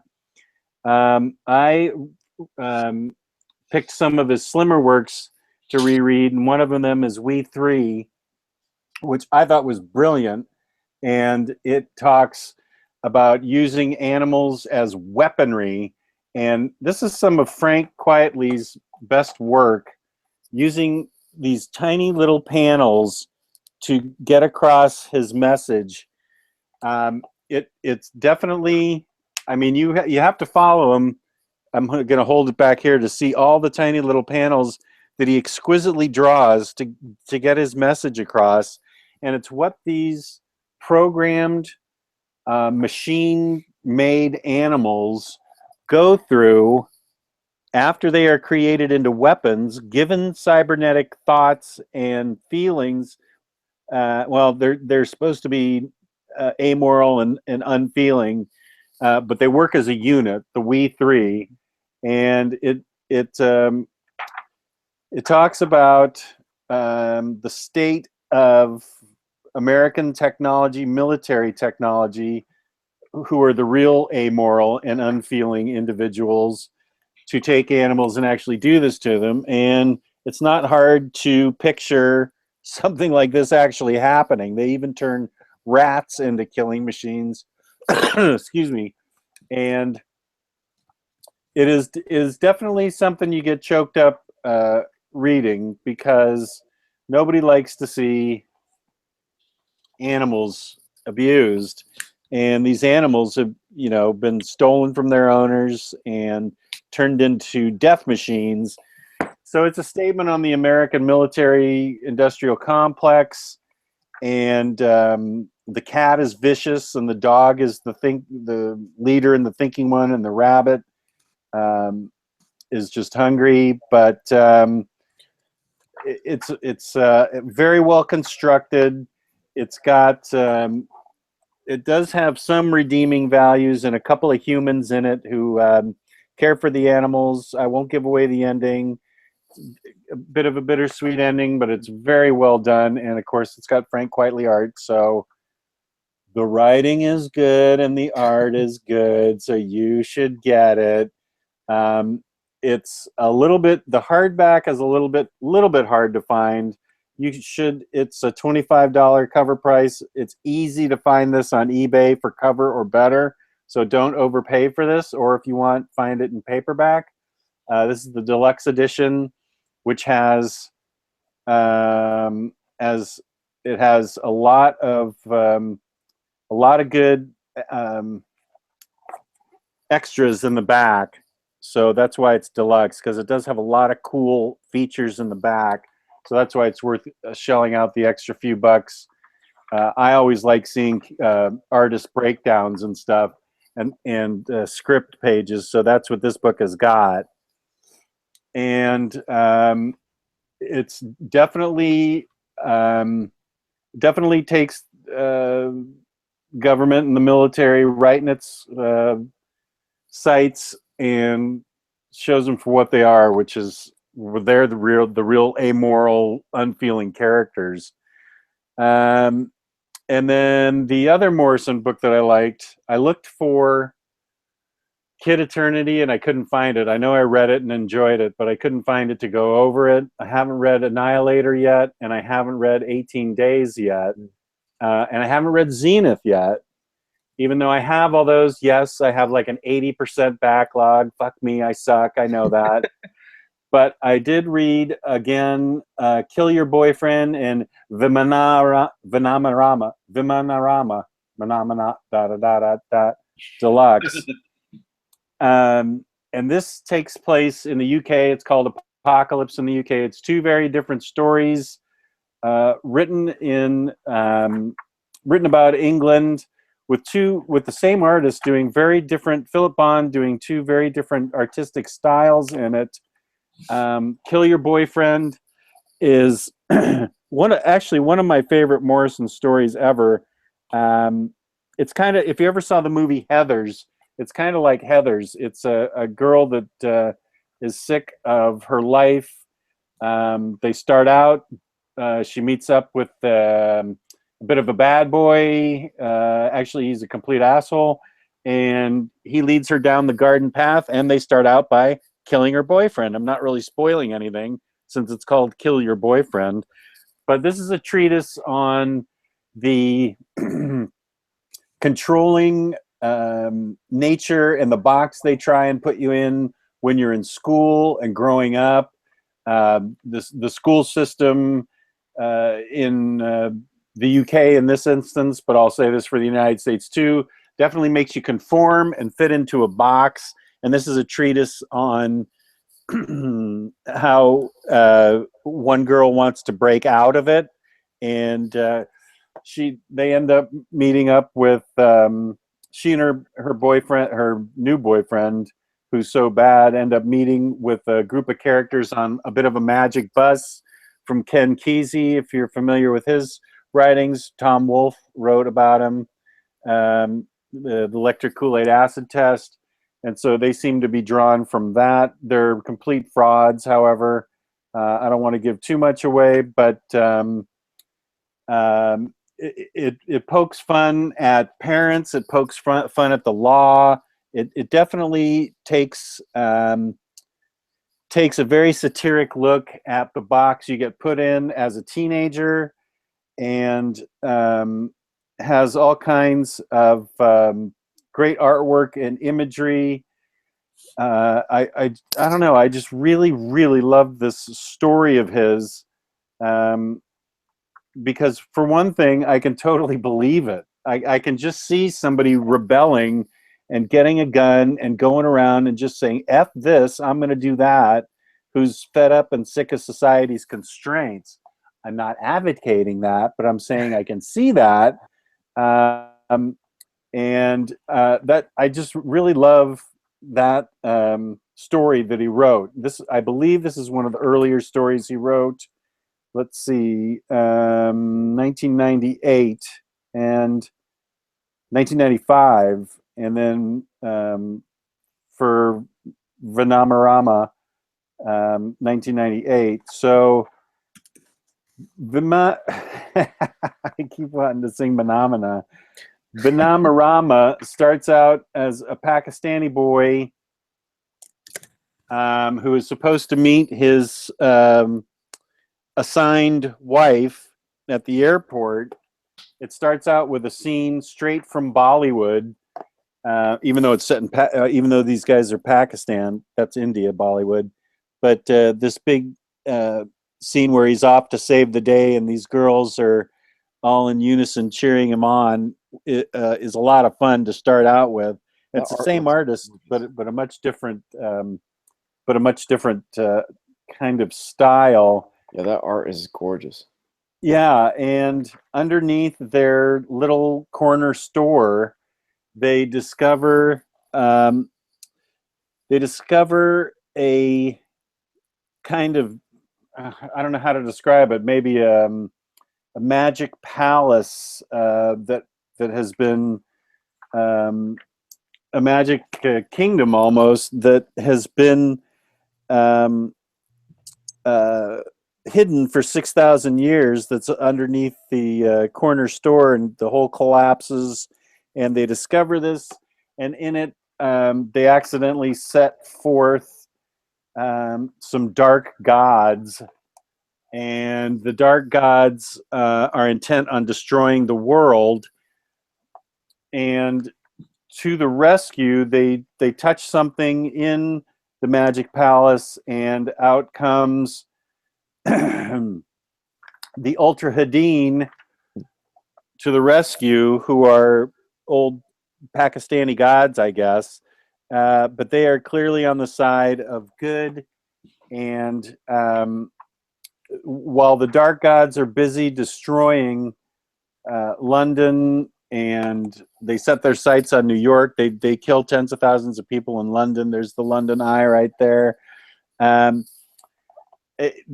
this is way more metaphysical than Kill Your Boyfriend, because this deals with Pakistani type gods, the personification of gods right there. They talk in gold thought bubble or speech bubbles. This gets way layered because Ali, the lead character, ends up hanging himself, and at the same time his brother, who has a head injury, also dies, and his father has a heart attack, and they all meet in this sort of afterlife where Ali has these visions of how to solve the problem, and his girlfriend, who he fell into the hole with, I don't know how she got from the airport to the hole. That's never explained, because he doesn't get to the airport. She shows up in the giant hole. Sorry if I'm confusing you, but yeah, I got confused with that part too. She helps feed him some magic elixir that she was supposed to take to become a goddess, to become the bride of the head god of the Ultra Hadeen. And it does get pretty meta. And when I say meta, that rhymes with just don't getta, because there were some parts of it that were a little bit over my head. But it's still a really fun story, because you can understand it on a general level, with the dark gods and with the good gods, and with Ali, the Pakistani corner kid, excuse me, trying to save the day. And Ali, I don't want to wreck the ending, but Ali ends up being, Ali does come back to life, does help save the day, and ends up becoming something of a hero. And it's really well done, and it's not too hard to understand.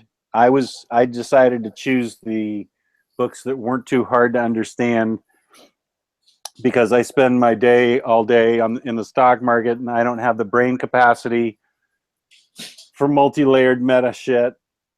But those are my choices. I also happen to read and enjoy. I saw in the comments that a couple people didn't enjoy JLA Earth 2, which was also drawn by Frank Quitely.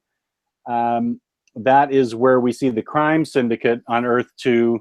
Lex Luthor, Alexander Luthor, is the good guy who comes to Earth, our Earth, to get the Justice League to come to Earth 2 and try and stop the crime syndicate, which is Ultraman and Superwoman and Owlman and drug addicted Flash. I forget what his name is, and then Power Ring, and that's where Forever Evil came from, pulling directly from that Earth too. Now I really enjoyed that book, maybe because it's superheroes, and I think Grant Morrison does a great job with superheroes.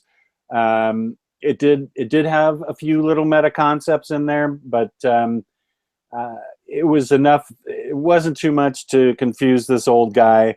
It was all right. I enjoyed the whole concept that the crime syndicate decides to come to Earth while the JLA is going to Earth 2. JLA tries to save Earth 2. Crime syndicate comes to Earth and tries to destroy it, and they both realize they are out of balance. The JLA cannot help this Earth because it's inherently bad, and they don't have enough powers to absolutely change the whole world, and the crime syndicate collapses on Earth because Earth just doesn't work the way their Earth does, and they can't do enough evil to make it change. And there's a twist at the end with who's really in charge, and you've got all of a sudden the two Earths meet and are getting ready to collide. Don't want to wreck the ending for you. Superman doesn't die, though, I will tell you that.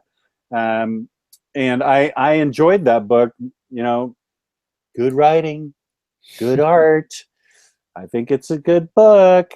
I liked it because it took. I love the idea of the exact opposite of the JLA on Earth 2 not being able, and they switch places and not able to affect change on their worlds. So that's why I dug that. Some of you out there in the chat room didn't dig it. That's your prerogative. I think you're wrong, but that's your prerogative. And that's pretty much where I stand. I don't. I'm not a deep thinker, so you know, just give me a cigarette and a bottle of root beer, and I'm okay. So there you go. And I don't smoke anymore. I got nicotine gum in my mouth, so just give me a bottle of root beer. Jess is a man of simple things. I am a man of simple things. I'm a the same simple guy. I'm the same way too. I'm like, I don't smoke, so like, give me like you said, a bottle of root beer and like a good burger, and I'm happy. Yeah. Oh yeah, a good burger. That'd be good. So is that about covered? Are you good, Jess? Yeah, I did read Joe the Barbarian today again, but you're going to cover that, and if I have anything to pop off about, I'll let you know. But I'm pretty sure you can handle that quite well on your own. Okay. So me, bringing this around to me. Now, I know a lot of you guys are going to be mad because we're going to miss a few Morrison books. I know some people in there wanted us to cover Arkham Asylum and a few other things. But the fact is, Morrison's catalog is insane. We could probably do 3 hours just on Morrison trying to cover most of this stuff, and we still wouldn't get everything. The guys, it's just insane, his back catalog. But I wanted to specifically talk about this is a book that hits home with me personally, and one that I know a lot of fans out there were a bit mixed on when it first came out. One of my favorite X-Men runs of all time, Grant Morrison's New X-Men. Back, I think this started in the early 2000s, around after the Millennium hit. If you guys remember that. Marvel was just coming out of bankruptcy.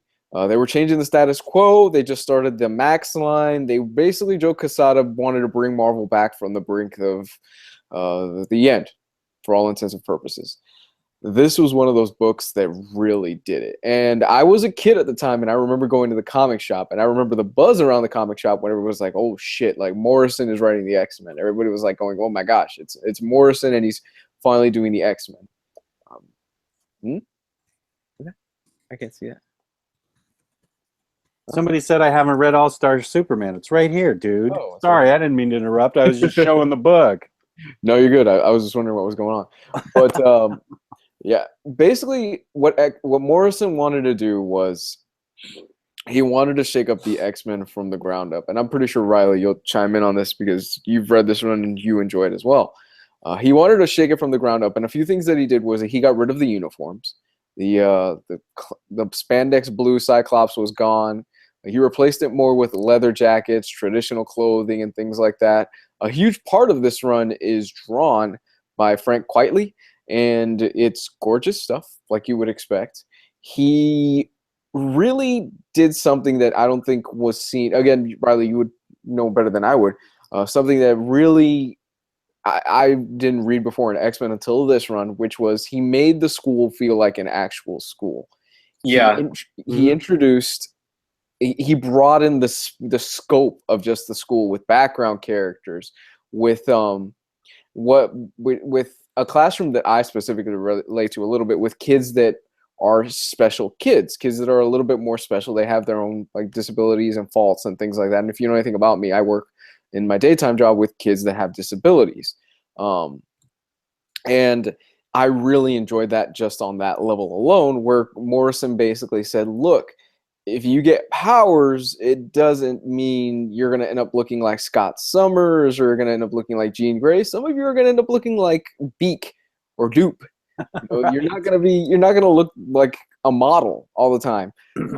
I thought that was really brilliant on that level. I mean, there's one character in here that's basically just a floating head in a jar that's teleported, that just like is in a machine and it's floating around all over the place. And I love that. I love the fact that Morrison took that concept of the school and just expanded upon it tenfold. I really, really did. And like I've said already, is the whole concept of introducing a special class. It's like, wow, nobody really pays attention or gives a light on those types of kids in almost any form of writing, because it can be controversial and some people don't want to touch on it. But Morrison, being Morrison, he went there. He definitely shakes up the status of the X-Men just in the first few pages of this. I'm not going to give away what happens, but it starts off with a bang, and it does not end. It keeps going until it ends. My feelings on the ending of this run are a bit mixed. I know some fans, they hated it. I didn't care for the art towards the end of this run, the whole future arc. I don't know if you know what I'm talking about, Riley, if you remember, or you, Jess. I did not care for the art towards the end of it. And you can kind of tell that Marvel interfered a little bit with the way the ending is supposed to go, especially if you read Warren Ellis's run after this. But this by far is one of my favorite runs on X-Men. And I love the introduction of the character Zorn here. Zorn is awesome. I'm not going to give away the reveal regarding what happens with Zorn and all that other stuff, because that's a big moment and some jackass spoiled it for me. And I was like, really, you fucker?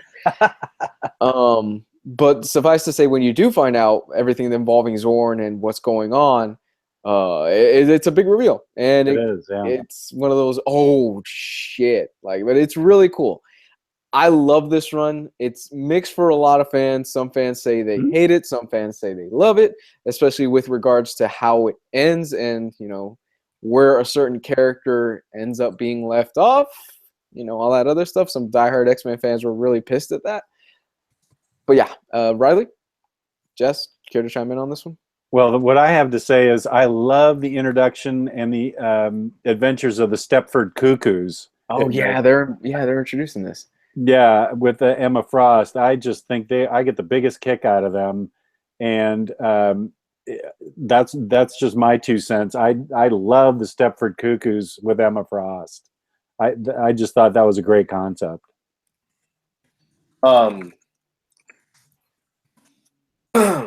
New X-Men. So you mentioned the school thing. They're throughout from the beginning until New X-Men came about with the kind of reboot of the X franchise in like 2000. They had really moved away from the school thing mostly. So at the very beginning, that's all it was the X-Men were students in school and stuff. But as you went forward, they started growing up, and of course you had like the New Mutants would be in the school, but the New X-Men was the first time in a long time that they had gotten back to focusing on that. But what was interesting is that unlike some other books, it wasn't 100% just like, hey, let's look at the students, but they did a really good job of splitting the focus between the students who were mostly new characters that Morrison had created in this run, mostly, not entirely, who were being taught by these teachers, a lot of whom this is their first time being, staffers at the mansion. And they would then show those teachers, the staff of the school, going off and going into the actual superhero adventure. So it was a great split between the two things. And my favorite thing, aside from what you mentioned about the school, because we got so many great characters out of there, like Jess mentioned, the Stepford Cuckoos, and then one of my absolute favorite characters, Quentin Quire, came out of this. Aside from all of that stuff, I really loved Morrison's expansion of the Weapon X program, or as he reveals it to be in his run, Weapon Plus, because Weapon X, as we learn, was meant to be the 10th project. And linking back to one of Jess's books, We 3 was meant to be Weapon 3. So you go back and you have like weapons 1, 2, 3 going forward, and he kind of shows us some of the characters after X. He introduces us to the Stepford Cuckoos are one of the weapons. Phantom X is one of the weapons. The World Automaton. I forgot how to say the like robot. But this stuff, like, he really expands on it in interesting ways and shows kind of how far they were going with the experiments that Department H and the Weapon Plus program was going into. And that stuff has since been expanded on years later, specifically recently by Rick Remender before he wound up leaving Marvel, in both Uncanny X-Force. Actually, before Rick Remender, it was expanded upon by Jason Aaron in Dark Reign, the List Wolverine one-shot, and then in Wolverine Weapon X, I believe it was the Tomorrow Dies Today, kind of expanded a little bit on that. And then all those plot lines kind of converged going forward in Uncanny X-Force, where you had him, Remender was doing the, what was it called? Deathlock Nation story arc. Oh, yeah. And that used the world and stuff. And of course, we had Phantom X as a major character there. And then, again, Remender would bring up Weapon Plus, or rather its opposite, Weapon Minus, in his Captain America run. So those were two things that were really informed by Morrison's run. And that's why months ago, when we did our episode on Uncanny X-Force, I told people that I highly recommend reading Grant Morrison's New X-Men before reading, it's not entirely necessary, but I recommend it before reading Uncanny X-Force and stuff like that. Yeah. Morrison. Whoa, I'm getting echo. Echo? Ooh, I'm echoing too. I can hear something. I'm muted. I don't have anything else open. Okay, good. Hello? Okay. That's lower than before. Okay, but Morrison does so much. He expands. I mean, just think about the amount of characters that we get just in Morrison's tenure of this book. We get the introduction of the Stepford Cuckoos. We get the introduction of a drug called Kick, which is used later on by a lot of different writers. I think it was called Kick. Quire, which is one of my favorite little assholes in the X-Men universe. I love Quentin. Quentin Quire is so cool. Especially what Jason Aaron does with him in his run. I really enjoyed reading Jason Aaron's interpretation and Jason Aaron's writing of Quentin Quire. What else? Let's see. We got Phantom X out of it. We got Zorn. We've got, quote me if, what was the, and I don't want to give away how she ties into Professor X and everything like that. The female character. What was her name, Riley? We get her introduction as well, if I'm not mistaken. Who was it again? Sorry, I wasn't listening. Oh, well, thank you, Riley. The female bald character that is related in some form or fashion. Cassandra Nova. Cassandra Nova. I believe her introduction was there as well. It's like at the very beginning. Yeah. The first arc of his run was about Cassandra. Casanova. So many things that happened in this run that set the stage for basically what writers are still writing about today. He, in some ways, is the Chris Claremont of this generation, I would argue, because a lot of writers these days borrow from what Morrison did. Truth. Yeah, that's he didn't do quite as much material as Claremont did, but pretty much every story he wrote is incredibly influential and informative of what comes thereafter. So there's that. But if you haven't, I urge you guys, if you want to read X-Men, I tell this to people all the time, you can start with his new X-Men run. They just reprinted the Omnibus a few months ago. The Ultimate Collections, I've heard volumes 2 and 3 I think are out of print. I have all 3 volumes in Ultimate Collections, and I absolutely recommend this run. One of the best X-Men runs that I've ever read, easily accessible, and it lays the foundation for so much. In fact, talking about this right now, I kind of want to sit down tonight and restart it and read through it all over again just so I can remember everything about it. But I kind of do too. God, I love this run. I really do. The next book on my list that I'm going to be talking about was the best limited series. It is an Eisner Award-winning series. Has art from one of my favorite artists in the industry right now. This hardcover is definitely out of print. Of course, I am talking about Joe the Barbarian. Joe the Barbarian is a heartfelt, moving series that I didn't think would be finished because it was delayed quite a bit. And that has a lot to do with Sean Murphy and Grant Morrison kind of butting heads a little bit. Sean Murphy and Grant Morrison, well, Sean Murphy said on interviews that it's not that they didn't like each other or anything. They got along just fine. It's just they had certain creative differences in the style that Grant Morrison likes to write and things like that. But this series is awesome. Awesome. I love this story. Basically, the story centers around this kid. I believe his name is Joe. It's been a while since I've read this, so forgive me. But essentially what happens is that he is diabetic. One night, his mom leaves him in the house alone, and he does not take his insulin shot. So he starts hallucinating, and he starts seeing things. Or does he? You start blending into the whole, this world is blending into the fictitious world and things like that. And basically the whole goal of it is that he has to get from upstairs in his house to downstairs to eat something sweet, like a candy bar, so he doesn't basically go into a diabetic shock. At the same time, he's hallucinating everything that's going on, and he basically transports himself into this world where he becomes this barbarian, this hero, where he has to free this world. Brilliant series. Absolutely brilliant. Heart-moving. I'm not going to give away anything really involving his dad because there's certain situations involving there that play out towards the end of the book.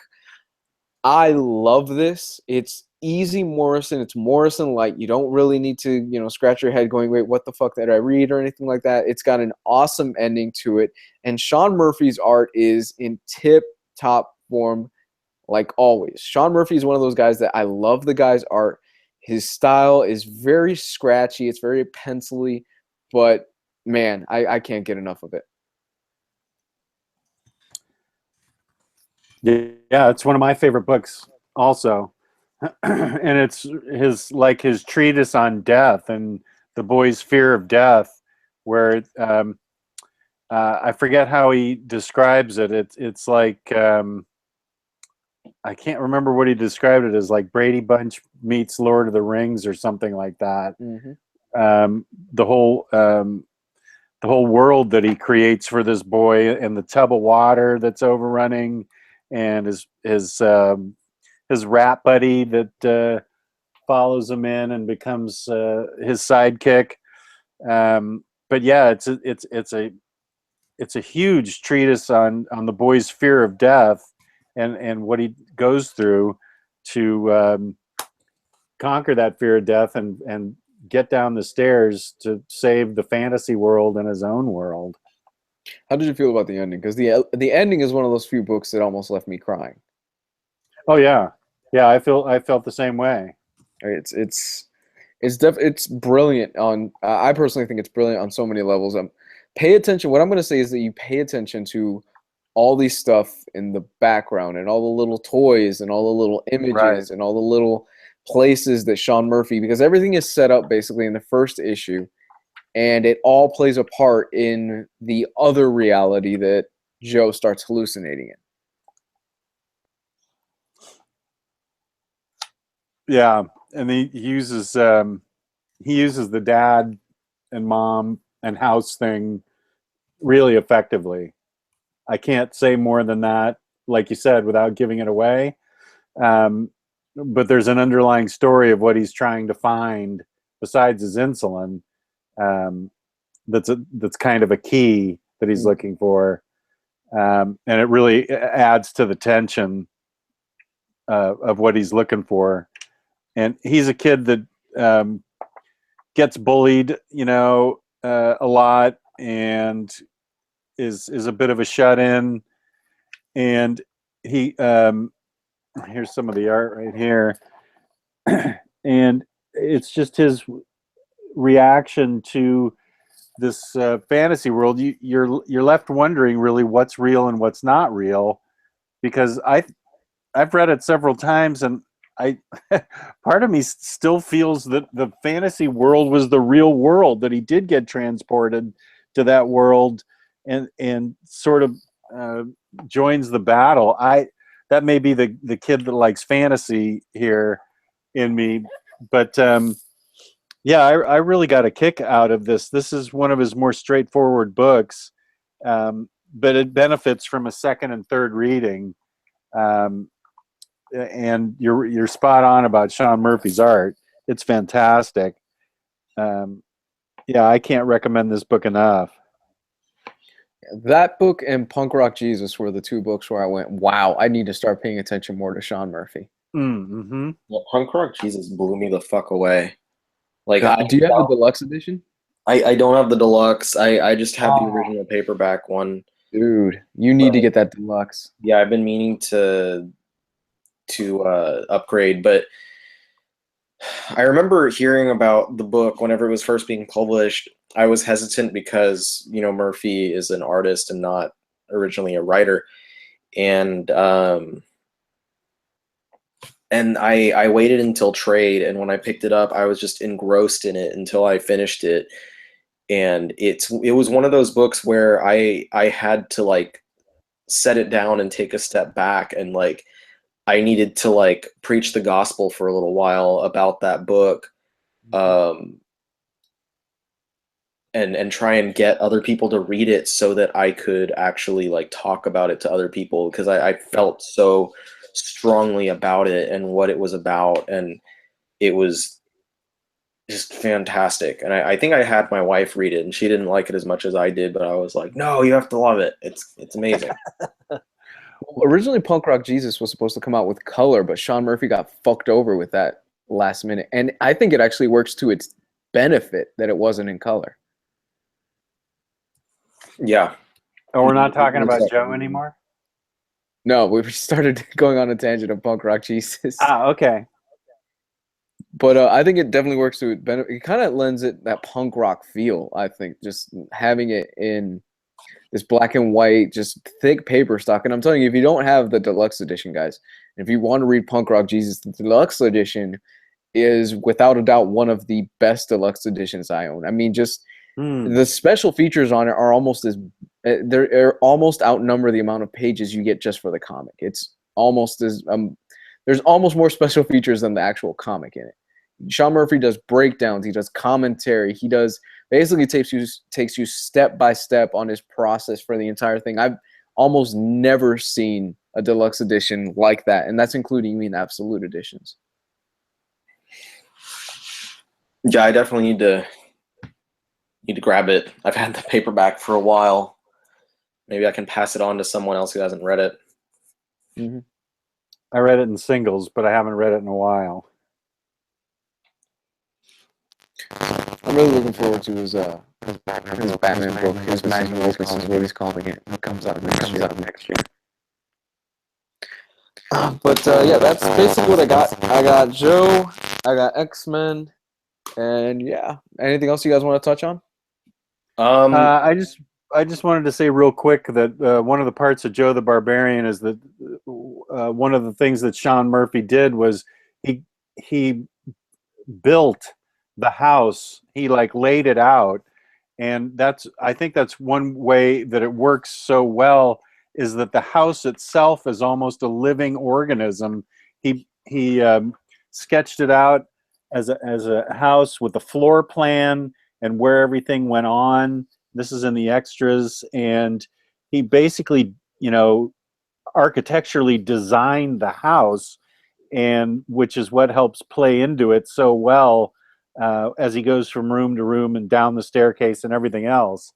So I just wanted to point that out real quick, that was a kind of a thing that he put a lot of time into, that added to the book that maybe not a lot of people picked up on.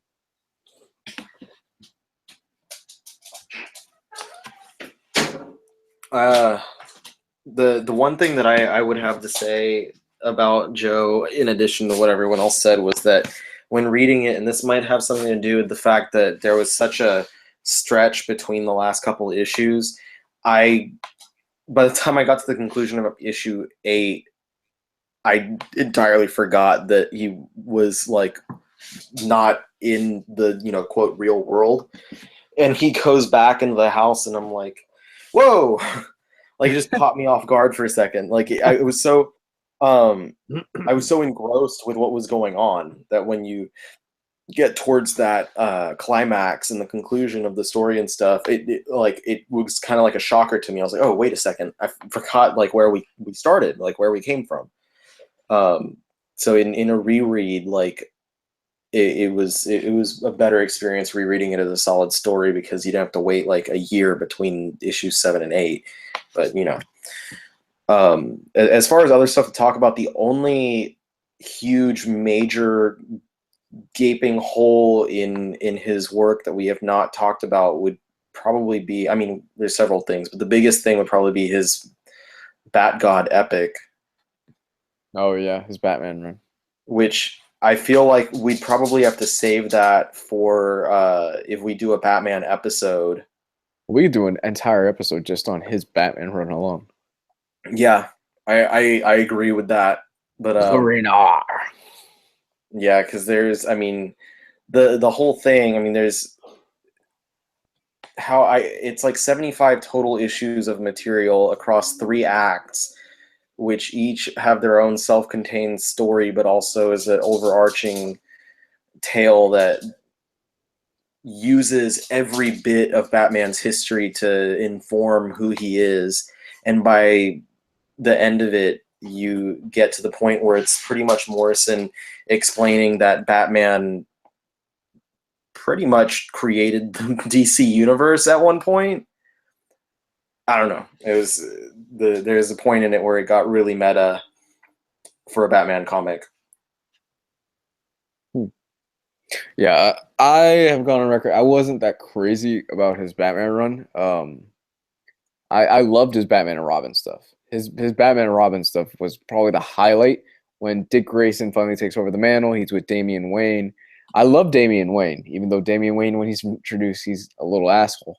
But I can't get over how much he does a lot with the character of Batman, and he really emphasizes that Batman is basically Bat God, and he loves writing that character, and he incorporates pretty much Batman's entire history into his run. I also wasn't that crazy about weapons grade crystal meth being injected in Batman, but there was a lot of stuff. There was a lot of stuff in there that was like I scratched my head, but ultimately it ends really well. It ends with Batman Inc. and the Batman and Robin stuff, which I think is the highlight of that run. Mm-hmm. I love the entirety of the run, like from beginning to end, because it just goes through every type of Batman that there is, and the shit with like meth being inserted into him is Morrison kind of giving you a taste of like how extreme it was in the 90s. Like that's something that you would find in one of the 90s Batman comics. That's what he's going for there. because in that same story, like those same, I don't remember if it was the exact same story, but that kind of part of the run is also where you get Batmite and Zurinar coming in in the same time. So all of that stuff is like he's stretching around and grabbing stuff from the Silver Age and the Golden Age and shoving it in there and being like, here, this is Batman is everything that he's ever been. Every story is canon. Take it as it is. Well said. Yeah, we're right in your wheelhouse, Riley. You know you're Grant Morrison. This is my home. But I think that's all I would have to say today about Morrison. I mean, today being the operative word there. Okay, so I think we went over 2 hours at this point. So you guys just want to go ahead and call it? Yeah, my wife was asking if we were done yet. All right, so we're gonna go ahead and call it. No Q&A this week. What I think we're gonna be doing more is the Q&A will probably just be something I do on Sundays. On occasion, I'll probably have like Jess or somebody else fill in as well.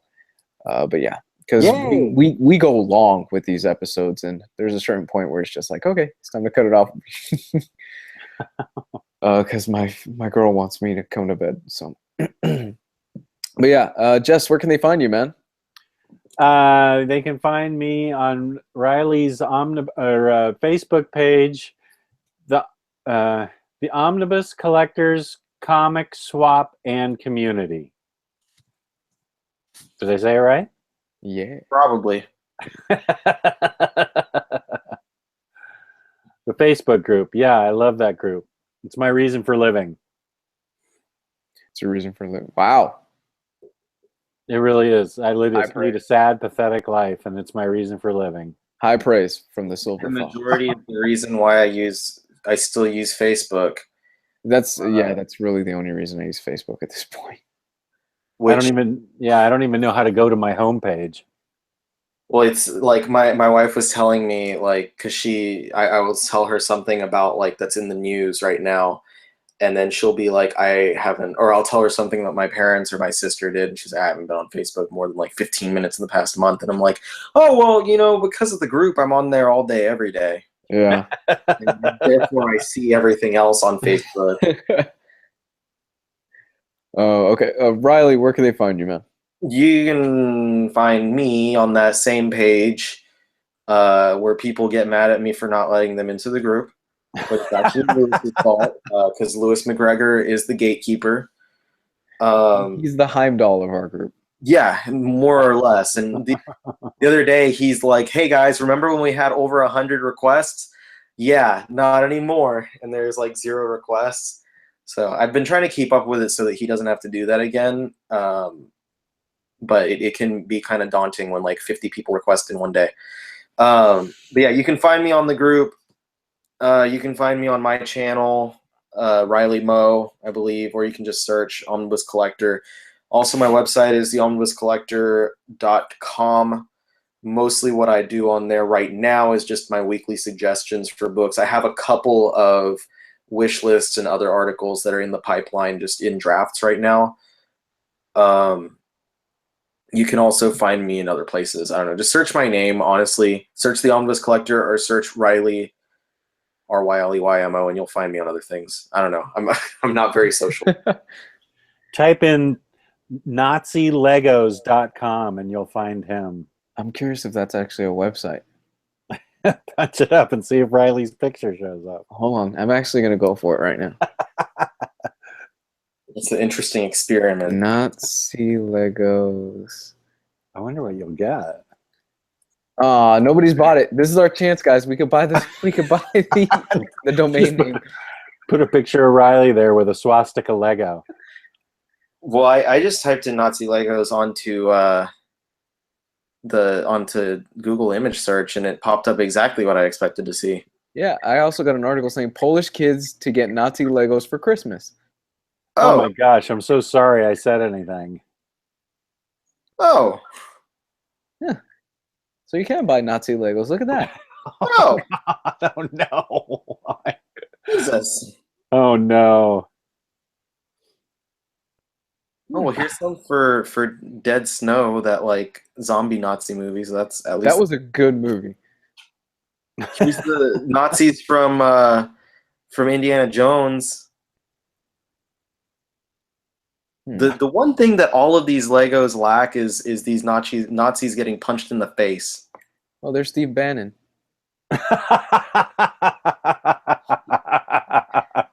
Timely topic. Good pull.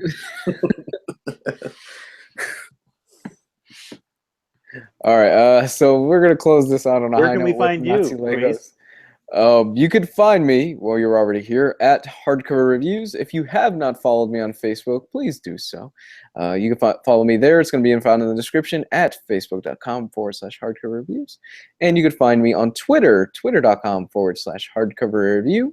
I don't talk about politics almost ever. I posted like 1 or 2 things about politics, and somebody sent me a message saying, "Man, why are you talking about politics so much?" Like 1 retweet. Like, it's not that big of a deal. Relax. You could find me there.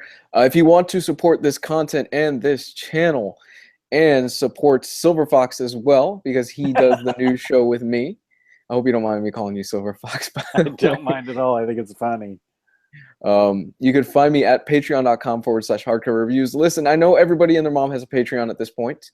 Every YouTuber has a Patreon, but check it out. We've got hours of content up there at this point. Me and Jess do the weekly news show on Sunday where we cover comic book news and everything that's going on. So far, it's been a blast. I've been enjoying doing it. And yeah, a whole bunch of other videos you don't get here for the low, low price of $1 a month. $5 if you want the news show weekly. So yeah, check that out. A lot of good stuff coming down the pipeline as far as this channel. I'm gonna do an unboxing video tomorrow. Ooh. As well as a preview video for the Realm of Kings Omnibus. That should be up tomorrow or Saturday. So yeah, check out all that content, guys. Thank you so much for supporting this. Hit the like button, hit the subscribe button, all that good stuff. And as always, peace and love, like Jess says. Peace and love. And guys, please, if you like my content, I know I've been pushing him a lot, but please give Giovanni Menendez from A Week in Geekdom some love. Show that guy some love and subscribe to his channel. He does a lot of hard work there. Good guy, Gio. Yeah. So that's going to be it for us. I love you guys. Have a good night. Bye. Peace and love. Hate.